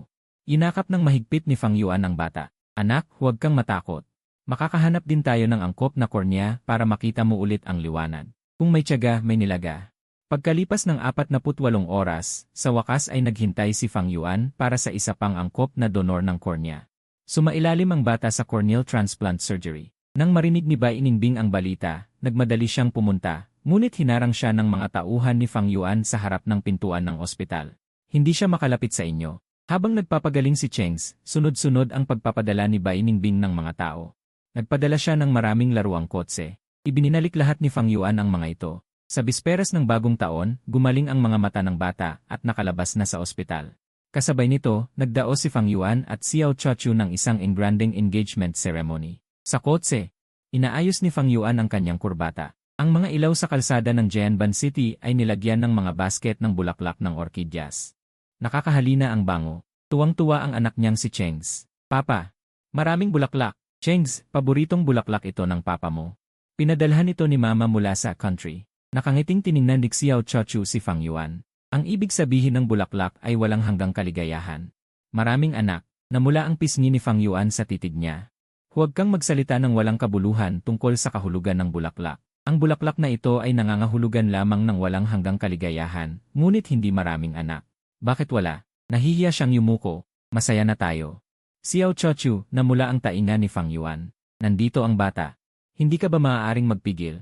Okay, hindi na ako magsasalita. Sumandal si Xiao Chaochu sa kanyang balikat at mahinang sinabi, sa loob ng 2 oras. Magiging fiant na kita. Parang panaginip, hindi makatotohanan. Hinalikan siya ni Fang Yuan sa pisngi at sinabi, totoo na ba ngayon? Sasagot na sana si Xiao Chaochu nang biglang magbago ang ekspresyon niya. Xiao Liu, lumiko ka. Lumiko ka. Tumindala siya at nakita. Napasinghap siya. Isang puting SU ang sumugod sa kabilang linya. Ang lalaking nakaupo sa upuan ng driver ay si Wang Teng. Hindi ba ikinulong si Wang Teng ni Bai Ningbing? Bakit bigla siyang lumitaw dito? Bago pa man maunawaan ni Fang Yuan, mahigpit na hinawakan ni Wang Teng ang manibela at bumangga sa kanila. Nagliliyab ang galit sa kanyang mga mata. Fang Yuan, hindi ka maaaring maging masaya. Gusto kong magbayad kayo ng buhay para sa anak ko. Pak! Isang malakas na pagbangga ang umalingaw-ngaw. Si Fang Yuan ay mahigpit na naipit. Ang katawan niya ay sumulong. Mabilis niyang iniligtas ang kanyang anak at si Xiao Chaochu. Narinig niya ang busina at nakabibinging tunog sa labas ng bintana. Diyos ko, ang harapan ng itim na may batch na ito ay nawasak. Ang babaeng driver sa loob ay dumudugo ng husto. Ang babaeng driver ng puting SE ay halos naputol sa 2 bahagi. Napakalala. Nagulat si Fang Yuan, binuksan ang pinto ng sasakyan at tumakbo sa harap. Nakita niya na ang sasakyan ni Bai Ningbing ang nasa harap ng kanyang sasakyan. Ang sasakyan ay bumangga sa puting SE. Ang harapan ng sasakyan ay deformed na, blanko ang kanyang utak. Sumugod siya, at pilit na hinila palabas si Bai Ningbing na nakakulong sa upuan ng driver. Bai Ningbing, hindi ka maaaring mamatay, magpakatatag ka. Ang babae ay tumingin sa kanya na may malabong ekspresyon, at mahinang sinabi. Okay lang ba ang mga mata ni Chengze? Okay ka lang ba? Okay lang tayong lahat. Sigaw ni Fang Yuan, huwag kang pumikit, dadalhin ka namin agad sa ospital. Si Bai Ningbing ay dinala agad sa emergency room ng ospital. Hindi nagtagal lumabas ang doktor na may seryosong ekspresyon. Malubha ang kalagayan ng pasyente, walang epekto ang lahat ng resuscitasyon. Sino si Fang Yuan? Pinapapasok ka ng pasyente. Ako ito, nagtataka siyang sumunod sa doktor sa harap ng operating table. Nakita niya si Bai Ningbing na may iba't ibang tubo na nakakabit sa kanya. Walang buhay na nakahiga, ang mga bakas ng dugo sa kanyang mukha ay nalinis na, may hawak na barya sa kanyang nakalaylay na kamay. Mapait ang boses ni Fang Yuan, Bai Ningbing, narito na ako, ano ang gusto mong sabihin sa akin? Nahirapan ang babae na idilat ang kanyang mga mata, kumuha ng singsing mula sa isang bulsa, at mahinang nagsalita. Nangako ka na maaari kong magkaroon ng 3 kahilingan, ginamit ko na ang isa, mayroon pang 2. Bibilangin pa ba?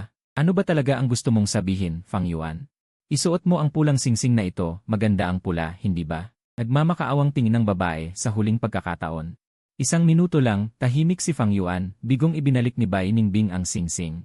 Namumuo ang luha sa kanyang mga mata. Kung gayon tawagin mo ulit akong Ruksu, pwede ba? Pakiusap. Yumuko si Fang Yuan, hirap na nagsalita, salamat sa pagligtas mo sa amin ng anak ko, pero... Paumanhin, walang lakas na ibinaba ni Bai Ningbing ang kanyang braso, ang tibok ng kanyang puso ay naging isang tuwid na linya. Ngunit nakabukas ng malaki ang kanyang mga mata, itinaas niya ang kanyang kamay upang ipikit ang mga mata ng babae, at may pananambitan na nagsalita. Bai Ningbing, paalam, sana sa susunod na buhay ay hindi na tayo magkita. Umaasa rin ako na hindi ka na magkakaroon ng amnesia sa susunod na buhay, kalimutan ang taong mahal mo. Dahil sa hindi inaasahang pagkamatay ni Bai Ningbing. Ang engagement party ni Fang Yuan ay naganap ayon sa schedule. Ang libing ni Bai Ningbing, ang mga kilalang tao sa Nancheng ay pumunta. Tanging si Fang Yuan ang hindi dumalo, si Xiao Chaochu ang pumalit, nang bumalik siya. Nagdala siya ng malaking kahon para kay Fang Yuan, sinasabing galing kay Ginang Bai, at dinala rin ang abogado ni Bai Ningbing. Ang mga dokumento sa pamamahagi ng mana, lahat ng 30% ng pagbabahagi ng Bai She Group na hawak ng babae ay inilipat sa kanya at kay Cheng Ze. Binuksan ni Fang Yuan ang kahon, mayroong bumblebee na kotse at ilang kagamitan sa loob, hinaplos niya ang mga bagay na ito. Sumagi sa kanyang isipan ang eksena noong gabing iyon ng kaarawan nang ipakita sa kanya ni Bai Ningbing sa ibaba, ang babae ay mukhang tiwala at nakangiti. Fang Yuan, ito ang regalo ko sa iyo para sa iyong kaarawan, gusto mo ba? Anak, ang kotseng ito na idinisenyo ko para sa iyo, cool ba? Sa isang iglap siya ay nakahiga sa kama ng ospital. Mahina at walang lakas, naghihintay ang kanyang mga mata, Fang Yuan. Tawagin mo ulit akong Ruksu, pwede ba? Naramdaman niya ang pananakit ng kanyang mga mata, itinabi ang kahon at sinabi. Chochu, humanap ka ng isang cardiologist na si Professor Liu para maayos niyang alagaan ang katawan ni Ginang Bai. Pagkatapos ay ipadala mo si Cheng Ze doon para samahan siya. Gagawin ko, sabi ni Xiao Chochu. Ang huling hiling ni Bai Ningbing ay ilibing siya sa tabi ng libingan ng iyong ina. Okay lang ba sa'yo? Okay lang, sundin natin siya. Tiningnan ni Fang Yuan ang mga paputok sa labas ng bintana. At ang mga tunog ng paputok, kalmado ang kanyang ekspresyon. Gustong-gusto siya ng aking ina noong nabubuhay pa siya. Natunaw ang niebe sa taglamig. Bumalik ang tagsibol sa lupa, sa isang iglap ay bagong taon na naman, idinaos ni Fang Yuan at Xiao Chochu ang isang ingranding kasal. Bago siya umakyat sa entablado, nakita niya ang kanyang anak na nagdodrawing sa papel, pagkatapos ng ilang sandali ay nagtanong siya, Cheng Ze. Ano ang iginuguhit mo? Iginuguhit ko ang isang panaginip na napanaginipan ko kagabi, itinaas ni Cheng Ze ang kanyang iginuhit at sinabi. Papa, tignan mo, ito ay isang napakalalim na bangin, ang babae na pumipila sa dulo. Nakikipag-usap pa rin sa isang matanda, nagbago ang kanyang ekspresyon, kinuha ang iginuhit, natuklasan niya ang eksena sa iginuhit. Iyon pa rin ang panaginip na sinabi ni Bai Ningbing, ang babae at ang matanda ay tila may naabot na kasunduan, itinapon siya ng matanda sa kabilang panig ng bangin. Ang kanyang ulo ay nababalot ng hindi mabilang na sinag ng ilaw, kaya ang panaginip na iyon ay hindi isang kasinungalingan na binuo niya upang habulin siya pabalik. Totoo pala, Papa, bakit ka umiyak? Pinahid ni Fang Yuan ang kanyang mga luha, itinabi ang iginuhit at sinabi, okay lang. Kailangan na nating umakyat sa entablado, tumunog ang masiglang wedding march, malaki ang hakbang niya papunta sa tabi ni Xiao Chochu. Niyakap niya ang anak niya at pumunta sa ahensya ng pagpapanggap ng kamatayan. Mula noon gusto na niyang tuluyang lisanin ang kanyang mundo at hindi na magkita pa. Siya, si Fang Yuan, ay hindi sinasadyang nakakita ng isang paru-paro na lumipad papasok, isang malaking itim na paru-paro. Ang kanyang mga mata ay kusang sumunod sa paru-paro. Nakita niya itong dumapo sa maliit na mukha ng kanyang anak sa loob ng 2 segundo at lumipad patungo sa kanyang kaliwang singsingan. Hinarang nito ang kanyang paghahanda sa pagsusuot ng singsing, tiningnan niya ang paru-paro, at isang eksena ang sumilay sa kanyang isipan. Noong araw na natapos ang pagsusulit sa pagtatapos ng unang taon sa high school, siya at si Bai Ningbing ay nanonood ng paglubog ng araw sa rooftop, at binigyan siya nito ng isang barya. Ruksue, ito ang barya ng kahilingan na bigay sa akin ng aking ina, maaari mo itong gamitin upang magpalit ng 3 hiling. Ano ang gusto mong ipalit? Hinipad ng dalaga ang barya at mumiti ng maningning. Ang unang hiling, sana makapasa ang aking Fang Yuan sa Masters sa Xin University, hindi tumanda ang kanyang itsura. Ligtas at malusog, hoy, maging seryoso ka. Tumaas ang kanyang kamay at sinuntok siya, ito ang barya ng kahilingan na galing sa Yonghe Temple na kinuha ng aking ina. Napakabisa nito, magsalita ka ng maayos. Tumigil si Bai Ningbing sa pagngiti. Seryoso ang kanyang mukha, naway makapasa ang aking Fang Yuan sa Masters sa Xin University. Ang pangalawang hiling.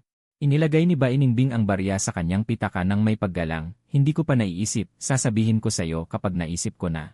Ang eksena ay lumipat kay Bai Ningbing na nagtataas ng barya, bago siya mamatay, ang kanyang mga mata ay nagliliyab sa matinding pananabik, Fang Yuan. Tawagin mo ulit akong Ruksui, maaari ba? Nakikiusap ako. Tinitigan ni Fang Yuan ang paru-paro. Mahinang sinabi, Ruksui, magiging masaya ako. Pumanaw ka ng mapayapa. Naglaho ang eksena, at ang paru-paro ay ipinagpag ang kanyang mga pakpak at lumipad patungo sa malayong kalangitan. Seryoso niyang isinuot ang singsing ng kasal kay Xiao Chochu, at nakangiting sinabi, maligayang kasal. Chochu, napakasaya ko. Sa wakas ikinasal na kita. Sumandal ang babae sa kanyang dibdib, at malambing na sinabi. Kailangan nating bigyan si Cheng ng isang kapatid na babae, hindi ba? Sige, sabi ni Fang Yuan.